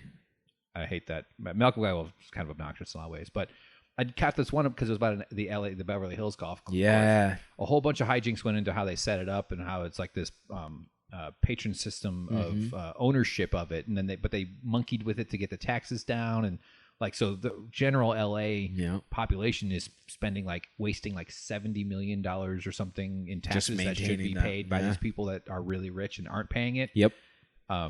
Those are all these invisible spells the rich people cast on the system. Exactly. Anyway, golf, but if you're hawking cannabis cupcakes, in Los Angeles, it's not hard to find someone to go, I'll try that. We'll take a pallet. Oh, for sure, I'll put it out there. Absolutely, yeah. That's funny. I'm sure it is more than like most industries, but I'm sure you still run into kind of like the walls of like, why couldn't we get any new clientele? Definitely. So it's probably still that gray area for a lot of people. Right. Yeah. Not to mention the legal system, the regulations around marijuana, because it must be more strict too when you're selling food product laced with marijuana. Like that's got to be tricky too. I'm curious what that licensing process is like. Yeah, and you can probably operate below the license until you reach a certain point. Yeah, and yeah. Until eventually you'll, if you want to succeed, you got to get to that part. And, exactly. Like I can't imagine cannabis has an IRS level accountability agency making sure that everybody that sells cannabis is on the level. So no doubt, you could probably slide for quite a while. I imagine. Yeah. And do it under the table, and maybe that's enough. I mean, it's probably a decent way. I mean, yeah, it seems like you can make a decent living. Yeah. Did we just birth our own cannabis company? I think so. I think we're getting into cannabis. What now. do you want to call it? Jacorey and cannabis. So I have 4 rules for naming things. I told I told Jacorey my 4 rules for naming stuff. Yeah, list them again for me. All right. I think. Can you? So, like, if you're naming a podcast or naming a book or naming a something or a child, naming a child, even. Yeah. Well, there's actually sort of 5, but the 5th one is sort of just obvious from everything else, of which it would be no puns, unless it's brilliance, but that's rare. Yeah, right. So mainly, can you understand it if you're drunk? Yeah. Can you understand it if you overhear it? Like if you overhear someone saying the name. Can you understand it if you only hear it once? Like, do you need to hear it twice in order to get the words? Yeah. Perfect Union, you probably only need to hear that once. Right. And what was the 4th one? Googleable? Did you say that already? Oh, it's easy to spell, basically. Easy to spell. Like, don't do any Searchable. weird spellings. That's the no pun one, I guess. Yeah. That's 5 or whatever. But yeah. Yeah. I've named a lot of stuff because I've failed at a lot of things. Fair enough. But I also have seen friends and seen stuff. Right. And some names really ring. And sometimes you can meet those standards and you're still, this doesn't work. It's just not a name. Right. It's the nature of it. How much does the name really matter? I've named a lot of things too, but just because I don't believe in condoms. No. Okay. Yeah. All right. A lot of Jacories out there. Trying to. Oh, I see. Okay. Yeah. I went back to the children joke, No, I naming get it. children Yeah, joke no. I made. I was Little callback. I was thinking, like, if I didn't have a condom, would I name my penis something because there was no condom? That's what I thought. Right. Like, what would I? Yeah. Yeah. It doesn't even occur to me that pregnancy is possible because abortion. Right. Because abortion is so fun. Right. Yeah. Which the chainsaw motion. Not sure what. Yeah. I if I had to guess what that motion was, it was chainsaw. It was chainsaw. I don't know if I'd isolate the motion as Which chainsaw. is overkill for a sapling. But with the noise you made, is definitely chainsaw. Yeah, for a little sapling. You My dad and I need used a chainsaw scissors. up at our lake house. Oh. And yes, Oh. we got poisonous mold in our lungs from it once. After sailing on a door. We do have a lake house. It is I shouldn't feel ashamed about it, but in the context of the world, I probably should. Yeah, I get that. Yeah. Anyway, we used a chainsaw, and we were both very unsafe. I'm surprised we didn't hurt ourselves. Yeah. There's a video that circulated not too long ago about like a 90-year-old woman with a chainsaw chopping down a tree with no protective equipment. And it finally falls and does the perfect, like falls, hits its own stump and comes up and over her head and then falls on the other side of her. So like just perfectly went up and over her. And so it went in her direction. But the physics of the stump like pushed it up over her a little. Yeah, like, exactly. Oh my just God. Bounced right over it. And she for many other reasons, for many other points in her life, I'm sure she should have been dead at that point. Yeah. But that was definitely one of luck them. like that. Yeah. That's how she made it to 90. Right. How old do you want to live till? Ripe old age of 42. What? Yeah. No, wait a minute. No. You're not. Wait. Did you think I asked you how old you are? No. Oh, you heard me. how old I want to live too. Yeah. Oh, ripe old okay. age of 42. For some reason, I thought you. Yeah. This is. No, this is when my do I fault. want to die? I ruined that little No, bit it's fine. there. Sorry about that. It's fine. Yeah, when do you want to die? I think it's a trick question, but go ahead and answer it. Actually, somewhat. So I have a couple of answers to this, right? All right. Of course you do. You're thoughtful, fair enough. just like me. And or I talk too sensitive much. and handsome. A scholar, a man of education. I see. Indeed. Um, Go ahead and cheat at bowling. That's what I'm not gonna date. I don't care what you write down. Just whatever. Right. Just write whatever. What was the question? What do you want to be when you die? Oh, what do I want to be when I die? How old do you want to So live till? my initial thing is I don't want to live that old, right? I don't want to lose all the faculties and agency that I've worked the majority of my early years gaining. From a very young age, that scared me. Just losing your ability to walk, talk, feed yourself, drive yourself. That's scarier than death. Yeah, the deterioration and lead into death terrifies me. Same here. So I've always said that I don't want to get old. I don't know necessarily what age I want to die at, but I definitely don't want it to be a decrepit age. Well, that's the thing. Age you want to die at is arbitrary. Right. I'll take healthy 95. Right, exactly. But If I I'm don't. still, But you like, could be a really messy 75. exactly. Really, yeah. Like I've known a lawn mowing, jogging 98. Yeah. Like Yeah. really kicking ass woman, and then Wow. I've known like 65-year-olds that can't get off the couch. You Right, know, so it all depends. But yeah, that's my first answer, and then the second one is I don't care. Okay. I feel very strongly that like I for what it's worth, asterisk, I enjoy my life. I appreciate the life I have and the life I'm able to live and the experiences I experience through it. However, Sounds I don't like an attitude of gratitude. Right, it is an attitude of gratitude. However, I don't feel that I deserve this life. I don't think I earned it in any way. I didn't request it in any way, and that's actually we mentioned way a long time ago about the ethics of forcing someone to exist. Yes. Oh, you mean we did have that? at Yeah, work. You and I So did someone once. along those Yeah. lines, I didn't request this life. Yeah. This life was bestowed upon I said me. on one of the Friday post games. Yeah. I get very lucky to be on air and do Friday post games occasionally with Malcolm and Dave or Steve or whatever. And I said that forcing someone to exist is rude. Yeah, and I thought it was humorous, but also I think it's somewhat true. Yeah. I don't know how we solve it, right? It's not like we can sign contracts in the womb. Yes. But it is the original consent. right, the original violation. consent, the consent to exist, Lack right? of consent. Yeah. I think it's worth talking about. And I don't think it's something that we request, right? Right. So in that essence, I don't feel that I am owed anything by this life. I don't feel that I signed up for the 60-year package. No, I should be at this like when I'm done, I'm done. And I feel very strongly about that. Now, should I get decapitated and I'm on my last breath, and I might feel differently, right? Yeah. I say this as a relatively young, relatively healthy guy with most of my faculties about me. Yeah. But should the actual moment come, I might feel differently. Yeah. But I've thought long and hard about it, and I just don't feel. Well, that survival I don't feel instinct entitled. is very instinctive because it's called an instinct. Indeed. But it's involuntary is the word I was trying to get. Yeah. Like, although we can screw each other up and screw ourselves up enough where we overcome that. Right, certainly. We suicide, can defeat that survival tactic. I've had a little experience with that myself, and it's a pretty awful place to exist. Yeah. To exist. So that's a whole topic that we could also talk Certainly. about. Not that I'm trying to. That's fascinating. The way I look at the consent to exist thing, that being born, is to me it's a way of saying if you're going to force someone to exist by impregnating a uterus, hopefully it's inside a woman, meaning okay, God, why do I feel like I'm making it worse? Laugh out loud, don't laugh quiet. Yeah, you're right. That was funny. Jesus Christ. Thank you. Yeah. You're not the first person I told to co-signed laugh that out with the loud, by the way. laugh. I remember that has happened where I'm like, no, if you're gonna laugh, fucking make noise. Yeah, right.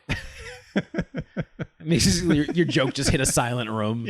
Just the one other person in the room. Be loud if you're gonna laugh, you fucking audience. Wait, no, tell them you thought it was funny. Tell them. If you're gonna force someone to exist, you have an obligation to build a world in which they can approach their potential, Right. and and fulfill their instinctive needs. Agreed. Of like just fulfillment and actual like the kind of stuff that we're all denied. Yeah. We have an obligation to those to whom have no choice to exist, which is everybody. Absolutely.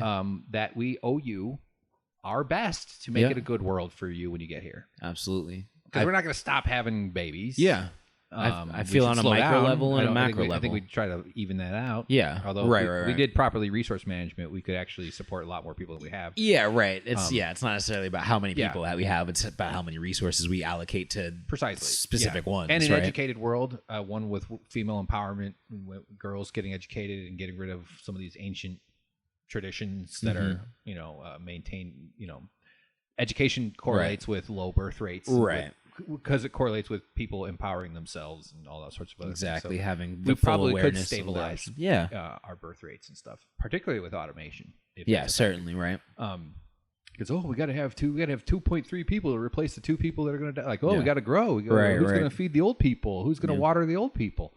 But I think it's a fascinating topic. Yeah. And I agree with those ethics too on both micro and macro levels of as human beings, we should do our best to enable the people that come after us with the best possible chance of reaching their potential. I believe the same for business owners. I think it's incumbent upon you as someone who wants to start a business. It is your responsibility to provide the context for everyone that you bring into that business, to provide them the context to at least approach and attempt to reach their full potential. Right. I feel the same way about governments. I think if you are a government, it's incumbent upon you to provide the context to make people's full potential reachable. Yeah. Or at least allow them to approach it. As you said, I like the way you put that. It's a power dynamic. Yeah. Like a conversation. Like Right, exactly. Those of us that are alive, Yeah. we have power that the unborn don't. Exactly. Which is why global warming and environmental collapse and destruction is such a part of the stress of this. Yep. This is a crime Yeah. against trillions of people. Absolutely. That's what that is. It's Conscious crime as well. yeah, we know it. They were We saw aware. it coming. Yeah. We don't have the power to stop it because we don't have a political system that I'd say capitalism makes logic cruel. Right. Wait, I said it wrong. Makes cruelty logical. Right. Logic cruel. What is that, a metal band? That sounds like a metal band started by like a math professor. Yeah. Right. Logic cruel. Logic cruel. See, improv. All right. Love it. 101. All right. 102. 102 now. We graduated. I did 6 weeks, motherfuckers.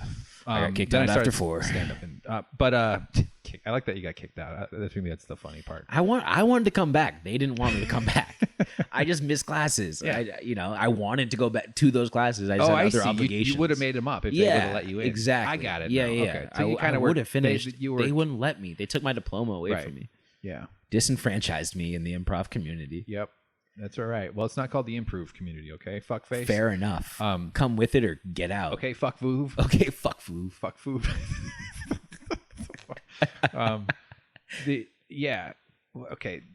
Existing. Oh yeah, it's the power dynamics. Like we have that obligation, and I think parents feel that instinctively for their children, and they want their kids to have a better life than I had, and they want their. But you hear that all the time. Yet, despite that very healthy, normal instinct, American society, we are the first, or what's happening now is we're expected to live longer than previous generations, and partially driven by the opioid epidemic and gun violence and all the ways that young people die when they shouldn't be dying. Right. The only reason to die ever should be old age. Yeah. Whatever gets you perfect at the end. world. In a utopian society. Right. And it's naive to suggest that that's always going to, or Of that course. should be. But it's okay to look up and say we could push for that. Let's keep aiming for that. We could see move where we get towards that percentage. And, but so despite all that obligation, though, because of the complexities, and I would complexities of society, complexities of modernity. But I would argue, and I'm actually looking forward, I've mentioned this on a previous show, but the book Civilized to Death by Chris Ryan, who I share his viewpoints quite closely. We're stressed out. I mean, I haven't read his book. I don't know exactly what's in it, but the concepts, we're so stressed and things are so difficult and you're working so much that you aren't able to provide your children with a future that's better than the life you had or whatever. In that sense. And I think we all have the tendency as well to try to compensate for the things we found we didn't get in our own lives for our offspring, right? Whereas if we feel neglected, we try to give our children attention. I think there was an entire generation that felt they weren't financially stable, so now they shower their children in gifts, shower their children in things, toys. Possessions driven by consumerism conditioning because too. they grew up but because of the depression they went through as children and the insecurity of food and goods that they went through, so then they the inverse happened, right? And I think that causes a lot of blind spots for people, whereas they want to be able to provide for their kids more financially because they weren't provided for financially. Well, that, unfortunately, due to our capitalistic structure, that directly takes away from your time you can spend with them. Right. So it you know what I mean? It ends up affecting them negatively when you're trying to do something positive because of the well-roundedness that we don't teach for human beings to be well-rounded human beings, The notion of like two-parent households is against our instincts. We didn't evolve with just two parents. Right, and exactly. So like people look for communities. They find them. They're out there. They get online. They find weird ones. They find good ones too.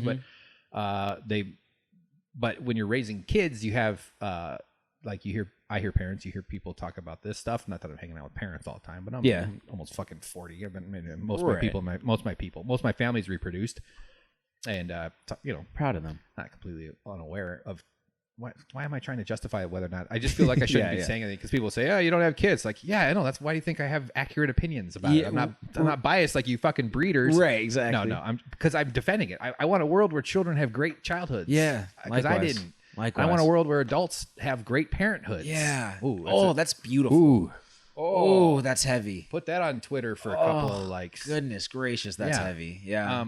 And that's the thing. It's like because our instincts were written by evolution and millions of years of humans in groups living together, feeling connected. That's why loneliness hurts. Yeah. That's why being together doesn't. And of course it gets complicated when you're together. And that's why like in a prison riot. Right. But I'm together.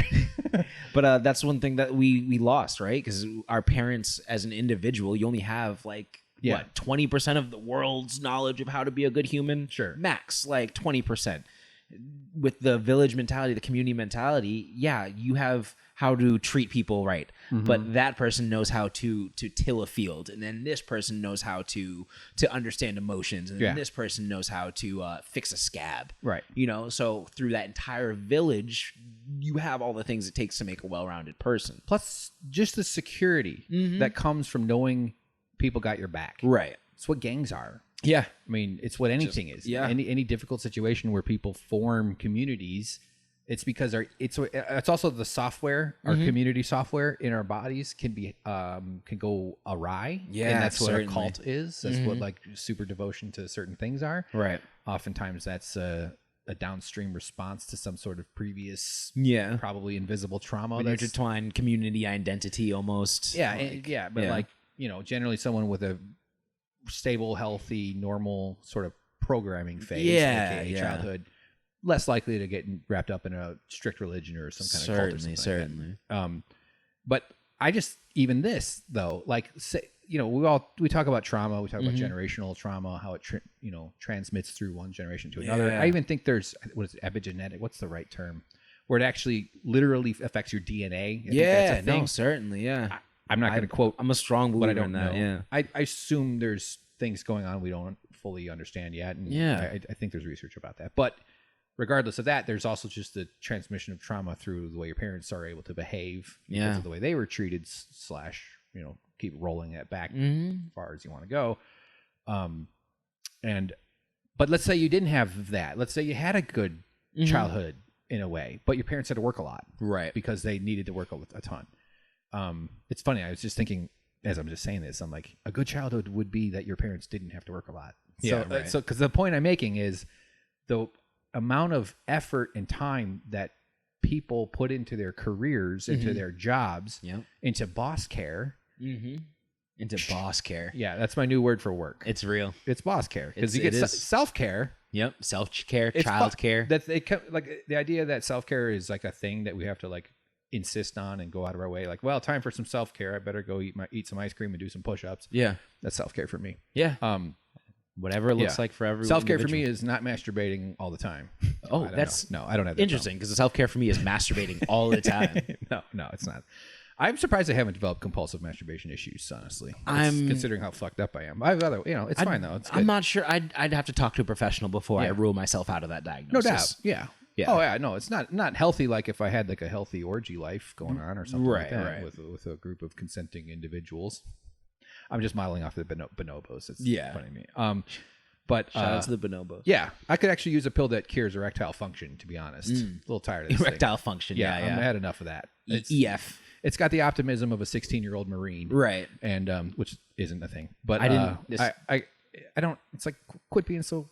I can't give you what you want. Relax, man. Chill out. Relax. Like, aren't you tired of my left hand? Right. Come on, Jesus Christ. Yeah, you can't keep doing jumping jacks all night. Yeah. Like, yeah. I need to sleep. Enough of this. Yeah. My other extremities need blood too. It's not just you. Yeah. I know I'm 230 pounds. Or no, not 230. 228 pounds. I don't want to. I weighed myself this morning. Nice. I was down to 220. Now I'm fucking back up. Hey man, all that brain. It's all that carbs. I was gonna say something about being a testosterone machine. Anyway, where am I going? And right now I'm just getting into talk about sex once. And I started just realizing how horny I am. Hey, which is loneliness too. Yeah. So I don't know the difference between horniness and loneliness. Yeah, like I'd like to be attractive or rich enough to be a sex addict. Right. Wouldn't that be nice? Yeah. That's a hack joke, by the way. So the parenting thing I'm saying is like just having to be raised by parents that couldn't be there for you as much as your psyche needs is a form of, I don't want to say abuse, but it's a deficit that you'll spend your life struggling with. It's a neglect, certainly. It's a type of neglect that it's one of the ways, aside from the extraction and the exploitation of your life value that your boss takes from you through work, through this capitalist structure. That's one of the unspoken ways that people don't really bring this part of it up. Is this is another tax that your boss gets. Certainly, when your boss is off on that nice vacation and has that amazing retirement and buys this big house. And looks at the neighbor's big car and is jealous of time to spend with his own kids. Yeah, time. And a lot of bosses would tell you, I work all the time. I work all the time. Yeah, that you're also caught up in this too. Yeah. You're also living a life of diminished. Like you get caught in the scam too. Yeah. Which is part of Chris Ryan's book, Civilized Death. And I'm only saying I've read it, but he's been talking about it for 3 years on listeners' podcast. It's like this ain't working for rich people either. Right, exactly. They're miserable. Exactly. It's like, so what the fuck is this serving anybody? Yeah. We all swallowed the lie. Yeah. It just serves these machines, these corporations that are these immortal humans, technically that are have no moral liability. Compass, like they're LLC, limited liability corporation. I'm talking more than you are. No, it's fine. You're my guest. I shouldn't be doing that. No, it's fine. Had to interrupt to talk about whacking off. All right, are you getting ready to roll? We're 15-ish. Yeah, we're good. We're way over. Although winners and losers, the show you're on, episode 147. How's that feel? Well, feels good. Feels way better than 146. Oh fuck yeah, 146 was just me. Hey man, I do them solo. It's goofy. Yeah, I think I'm better with a guest. And maybe I should just talk to myself. Yeah, right. Which is what I do. Have you ever tried developing multiple personalities? No. It might be an avenue worth exploring. We all put on a mask, don't we? We do. We perform based on the context. Certainly. That's why it's so nice to find someone who you can be yourself around. I think that's what people look for in relationships. Yeah, certainly. Yeah. Oh, I'm not saying I myself around you. Oh, fair enough. I joke. I kid. It's stressful in life to have to do that, though. Yeah, they call it code switching. Oh, really? Yeah, I found myself doing it quite a bit. I grew up religious. I'm no longer religious. Okay. Went to public and private school. I was going to ask you, how'd you grow up? Lot of cell changes, a lot of tissues growing and connecting to other tendons and whatnot. Nice. That's mostly how I was like, grew up. T-Mobile, Sprint. What kind of cell are you talking about? But yeah, grew up where? Solidly middle class in Boston, just outside of Boston, in a town called Leominster. Is it spelled like Gloestser? Yeah, exactly. Pronounced Leominster. Let's go. That's the Pop Warner football chant. Oh, it is spelled weird, but it's Leominster is how it's spelled because it's British. Shout out occupation. I swear we ought to fucking nuke Boston. I mean, I'd have to see a slideshow. I'd have overkill on that, though. Well, I mean, I'd like to see some follow-up points. Like, I'm here. I'd be willing to hear it out. You know what I mean? I'm not saying no right away. Like, I'm not just gonna shut it down. But like, I gotta see a PowerPoint on why we should nuke Boston. A little too open-minded. Is that a yeah? When someone says let's nuke a city because they use goofy towns in their suburbs. It's pretty infuriating. Have you ever tried to find Gloucester on a map? No, but I did drive in Boston once. I'm sorry. With a girlfriend for a wedding. Yeah. And Chicago's a grid system. Yeah. And I'm a confident driver. It makes sense. And because doing aquariums, I would drive for 4 or 5 hours a day all over the city of Chicago and the suburbs. So I was a really confident driver. Yeah. But I didn't know it was a bowl of spaghetti. Yeah, Boston is it should be a chessboard like Chicago, but it's a bowl of spaghetti, man. It absolutely We're is. Underground too. Yep. And then the phone's not. And then you lose GPS signal. Now you're starting to get mad at each other because you're getting lost. And then we went through the same tolls 3 times. Yep. Fucking Boston. That's how it is. There's a roundabout with a road through the middle of the roundabout. Yep.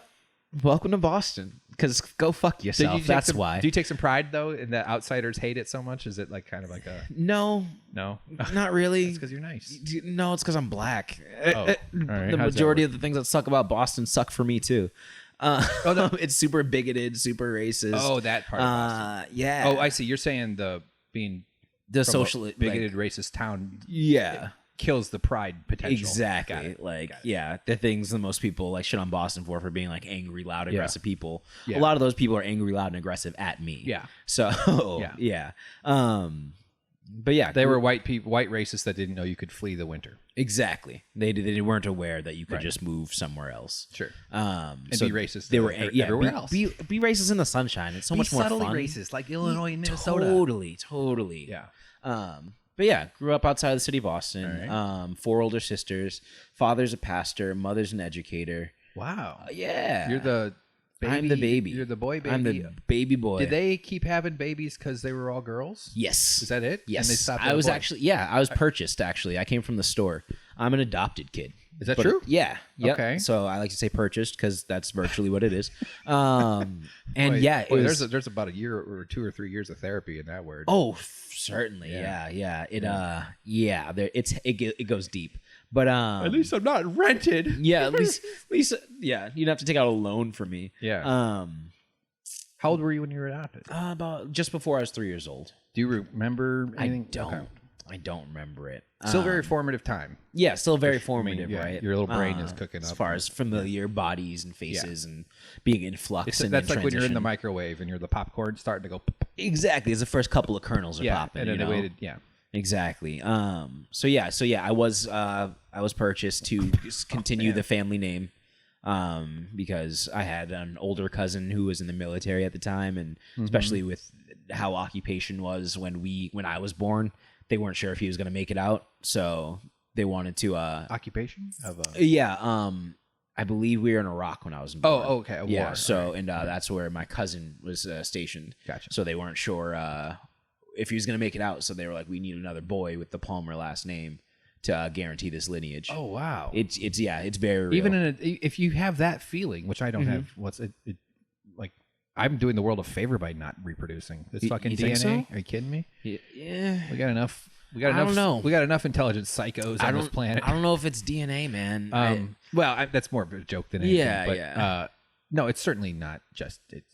Nurture, in this sense, has a lot more to do with it. Certainly. DNA is potential. Nurture is... I think you can nurture the hell out of a human. I think you can make a well-rounded human being. Yeah. I know you're not into it, but... No, I believe you can. Yeah. No, I actually think I'd be a good dad. Yeah, because I agree. Yeah. I'd be... Because I use full sentences with kids. They love me for exactly. Yeah, that's all you got to do is just treat them like humans. Yeah, they're people. They're just people. They're people who are learning stuff and time moves slower for them because the relative percentage of their life is small or just big. People. Depending. Yeah, right. I don't know.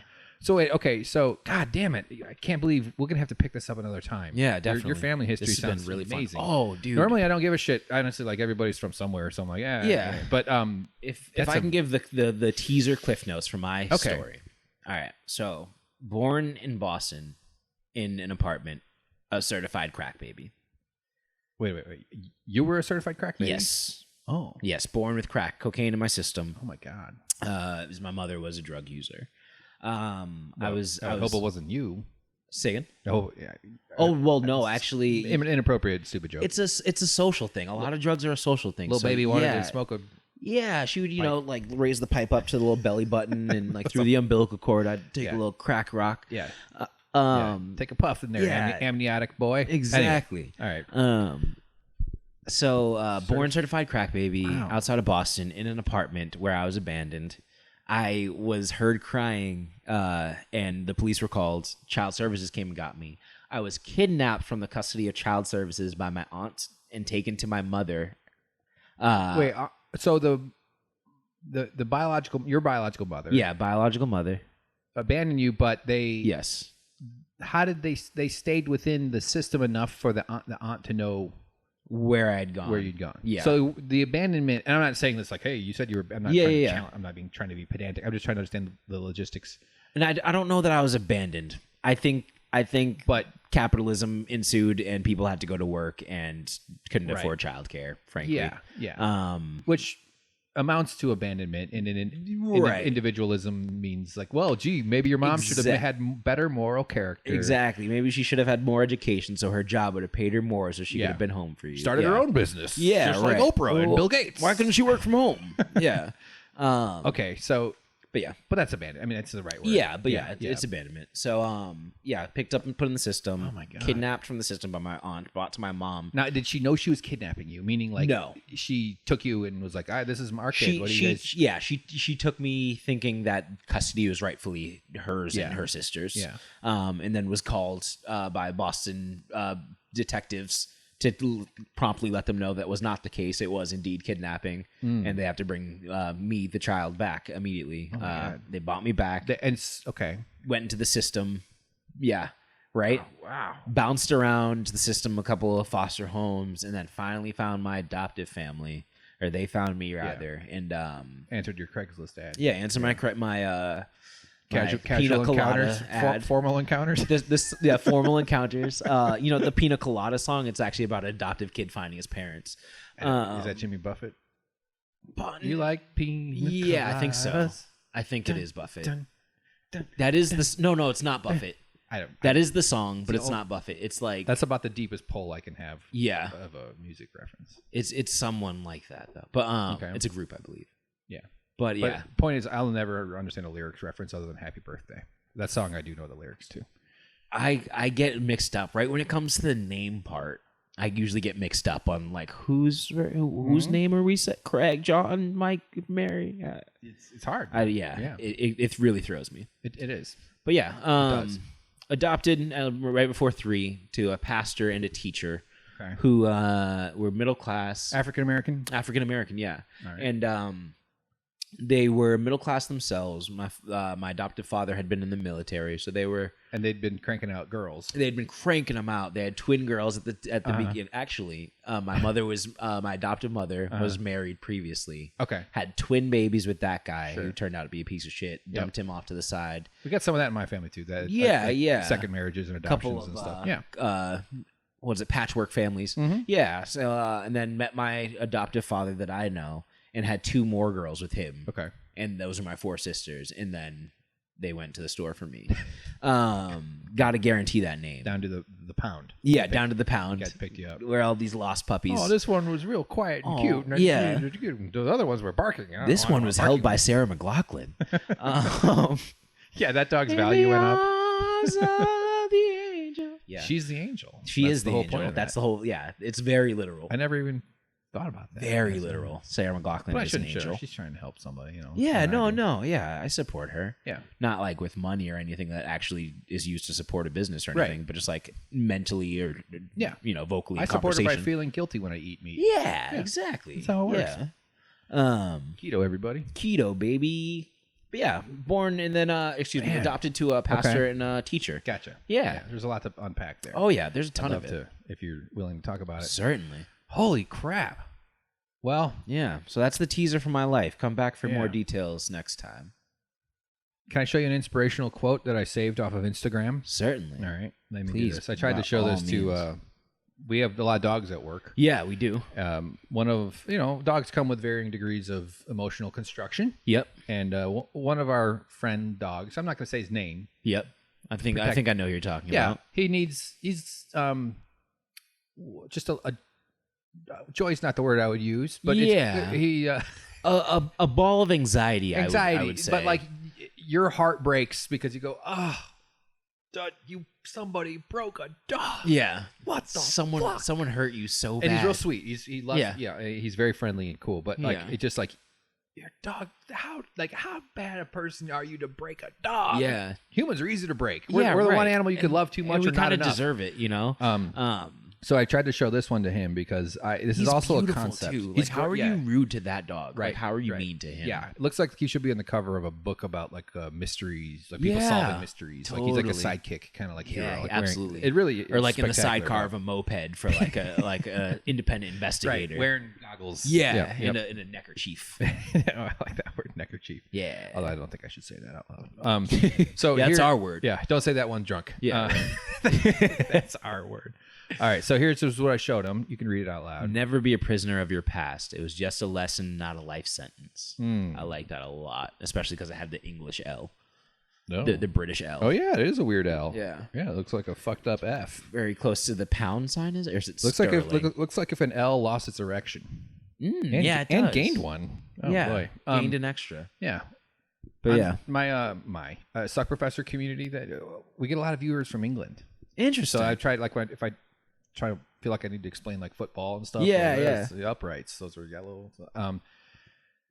What the hell is it? Oh yeah, so the dog didn't really. I don't think he reads English yet, but no, he's. This is an important concept. Never be a prisoner of your past. It was just a lesson, not a life. I feel that too. Yeah, I'm not prone to these inspirational nonsenses, but fair. Like, so much of my current issues are results of momentum set in place from long ago. Yeah, certainly. And how do you just part of what's so nice about mindfulness too? I meditate. If you don't, you should give it a go. Yeah.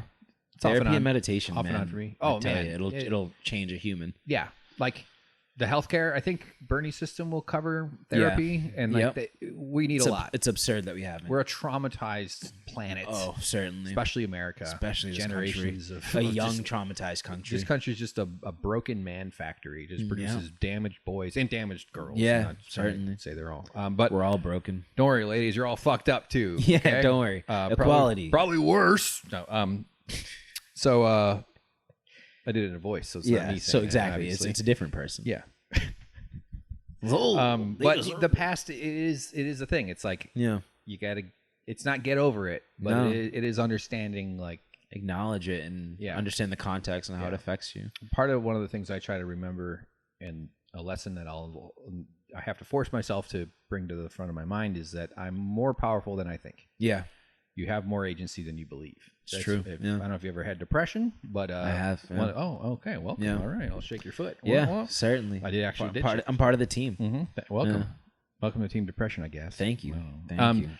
It convinces you of your own powerlessness. Right. That's one of its core. Your own insignificance. Yeah. So my depression advice, which I will say again, and I will say again. You know what I mean there? I've said it in the past. Again and again. Don't trust it so much. That's all it's just dial it down. Yeah. Don't trust it 0, but trust it 95%, not 100%. Yeah. Because you can do that. Absolutely. It's not too much to ask. All right. You want to hear a fun fact about me? Sure. Finally, we get to talk about me. Fire it up. I haven't eaten since Friday. Whoa. How does that make you feel? It makes me feel like I'm now responsible for your health. No. Like, if you pass out right now, like, I feel like I'm implicated and I need to help. It's been 30, coming up on 40 hours here. That's crazy. More than 40, yeah. What are you going to eat? What's going to be the first thing you eat? I might not. I think I'll wait till tomorrow. Really? I don't feel super hungry. Wow. This is so I've been eating carbs lately. Yeah. But I've been doing keto for almost 2 years. Yeah. And I'm fat adapted, which means that what you're thinking is that I would be in enormous medical risk because of lack of food and lack of nutrients. Yeah. And hunger is overwhelming when you're a sugar burner. Yeah. But because I'm fat adapted, meaning my body and my brain are used to using ketones. Yeah. Which are produced by the liver. I have plenty of calories. I am not without calories. I have tons. I have lunches from July that I'm using right now. Gotcha. I'm pretty cogent. I'm in a pretty. I did woodworking all morning. Yeah. Oh yeah, we got to talk about the bum rush. But I've been working on my bench top that I showed you. It's really exciting. We'll talk about that next time. But I've been doing physical stuff. I might even do some push-ups. That's impressive. Some masturbation ups. That's impressive. But some pull-ups. Fasting's not part of keto necessarily. It's not at all. But they play well together because keto makes you good for your hormone system works better, so you can access your body fat. So I'm back to trying to jumpstart because I was on sugar for the last few weeks, just loving it, but also feeling that constant diarrhea and just like it's exhaustion. You guys, sugar burners. Yep. You people. You normies. Yeah. You guys you eat all the time. Oh yeah. Breakfast, lunch, snacks. I'm constantly eating once a day. Really? That's absurd to me. I know. And listen, I've had food issues my whole life. It's a whole big thing. Weight issues, problems, and going being on keto is the best thing I've ever done one of the best things I've done for my health, up there with depression. Yeah. Up there with meditation. Up there with that depression I got. Up there with depression and suicide. Yeah. I've gotten down to just daily ideation. Yeah. It's pretty good. That's awesome. Yeah, it's comforting. Progress is progress, no matter what it looks like. I'm okay with where it's at, actually. Yeah. It doesn't feel risky. Beautiful. But it's ideation. That's a good word. I've been searching for that word. I didn't know how to put that. Yeah. Sorry, continue. I think of a joke to make about the word idea, but all right. I couldn't. That's why. So yeah, it's kind of cool to be able to fast. It feels good. In fact, your body will produce more energy for you. Right. Because it's got body fat. That's where there's where the energy comes from. The store. And because think about it this way, and then we'll go. I know you got to go. It's over 2 hours. Can't believe it. That's crazy. Yeah. Me, Flies by. I did a 12-hour podcast on a previous one. Wow. It's the Snowcastathon. We had a big blizzard. So Yeah, I like that. Yeah. Your fuck. It happened. Fuck. It's gone. Fat preserves. Fat preserves your okay. So hunger. Mm-hmm. When you get hungry, you get kind of slow and dumb. Yeah. It overwhelms. Yeah, It's like, more I slow and gotta dumb. eat. Yes, More yes. slow and dumb. Yeah, I didn't want to say that. The more was implied and Right. silent. Heavily implied. Yeah. Yeah.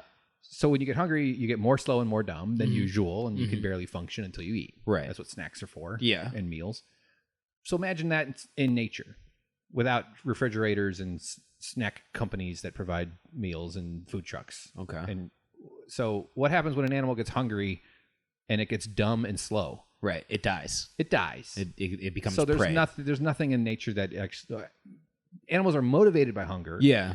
But your body, especially human bodies, in fact, human primates compared to gorillas and other primates, we store fat at a whole different kind of process. Gotcha. Well, not completely different, but Yeah. they don't gain fat like we do. Yeah. And that's largely because of our brains. Right. They're such energy computers. They're supercomputers. Okay. They take, I think it's 25%, but I've also heard 40%. Yeah. But they take like a giant chunk of the daily energy needs just on their own. And even there's been research about Just for processing when you take a needs. test, Yeah. how much difference is a brain consumption? It's not much. It's like it's like 4%. It doesn't really go up Interesting. that much. So your brain's always just Processing. burning It all this must be. fat. So human beings evolved these fat storage systems, which is why we've fucked that up with carbohydrates. Okay. And thus the obesity epidemic. Gotcha. And it's not about obesity and diabetes; it's about hormone management. Right. And diabetes is an enormously costly issue, but it's about how the hormones are screwed up by the constant presence of carbohydrates in your system, which we didn't evolve with. As an animal with low insulin, that's the primary hormone that operates on most of this. When I'm fasting, and I've experienced this, I read if it would happen. Yeah. And I sort of started fasting sort of by accident. Like I started doing once a day. Yeah. Not on purpose, not even knowing that was a thing. Right, I just right. wasn't hungry during the day. And then I fast. I've done 96 hours. I've done 4 days. Wow. Play tennis on day 4. Like you start to feel it's not something to play with. Yeah. I mean, you should. Yeah, I'm not suggesting anybody does this, and I'm not a just doctor. casually, Advice yeah. to research. I can direct. No, you to some Hank resources. said I could stop eating and I'd be able to play tennis. Yeah, the weird depressed guy said on a podcast that it's okay to stop eating. I heard it on the internet. It's got to be true. Yeah, so keto and fasting play nice because keto gets you on the fat and you have body fat, and that's the body fat's literally so that when you don't have food, and then your mind or your system makes you a little bit stronger and a little bit smarter. Wow. Like literally, like you feel this. It's almost like adrenaline. Not adrenaline. It's mental. You get kind of mentally clear. Yeah. You sort of don't feel encumbered by hunger. You're right. And you right. kind of just sort of. It's weird. Obviously, Interesting. whatever's going on in your life, if you're having stress, Yeah, and other right. stuff, that's It's mitigating factors. effects. There's ways that you wouldn't experience it, but Right. it's been a fascinating thing to kind of like learn about, research, and then try myself. And then I lost a bunch of weight. I'm And intrigued. I started to feel better. My nails grow fast. Yeah. which is weird. It's a hormone thing. That's awesome. Yeah, I eat a That's lot of- they say that's a good sign. So when I'm back your nails are to growing back fast. to keto after Nice. now and get back on it because I gotta lose weight so I can get out there and meet some ladies on the apps. You'd be surprised. They're quite the chub lovers out Oh, there. They're quite a few. Yeah. One of the great things about this world is women have terribly low standards for men Yeah, because men have terribly low standards for themselves, for who we are. Yeah. socially and physically. Yeah. Because this planet's a shitty man factory. Yep. It's a shitty man factory. And they're trapped here with us. Yep.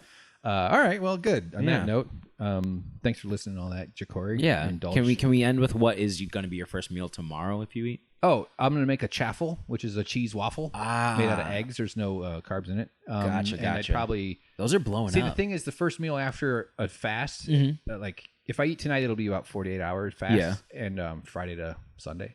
The first meal is really nice. Yeah, You get- right. Food is good. Like, Yeah. especially like bacon and ribs, and I cook a lot of ribs. The best ingredient for any food is hunger. Indeed. Yeah. And then salt. Yeah, right. Salt's Yeah. right behind Yeah. it. And then nipples. Yeah, right.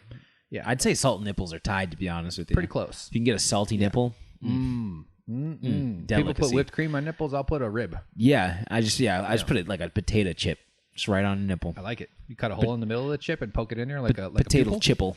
A chipple. Oh man, that's nice. Well, I hope you enjoy your chaffles, friend. It'll be fun, but you tend to eat a bunch. Although you think you're going to overeat when you come back, but it's hard to overeat too because your hormones are working better. Right. Like actually processing. You're not supposed to overeat. That's why you can eat a mostly fat diet and be okay because the hormone system says stop eating. Whereas the carbohydrate consumption, it screws that up. Right. Where it's why you can eat endless breadsticks.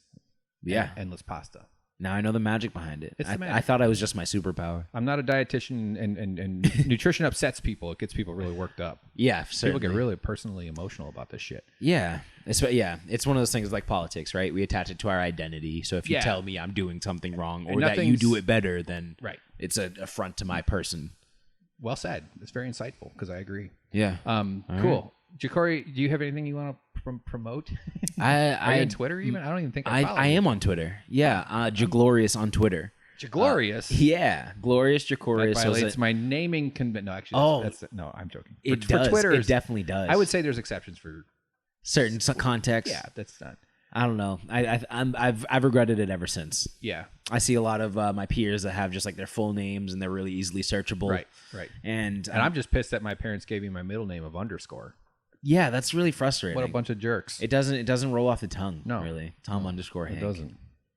Not at all. All right, I'm going to follow you on Twitter. Yeah, follow me up. You better follow me back. Wait like a day or two because I'm going to talk a lot of shit about this whole process. Will you? No. You shared. Okay. We'll get back into it all. Yeah. This has been a real pleasure. This has gone well. Yeah, this is really fun. Yeah. I'm glad to be here. Thank you for having me. Great. I look forward to more opportunities with you in the future. I couldn't end it better myself. Cue the music. Do-do-do-do.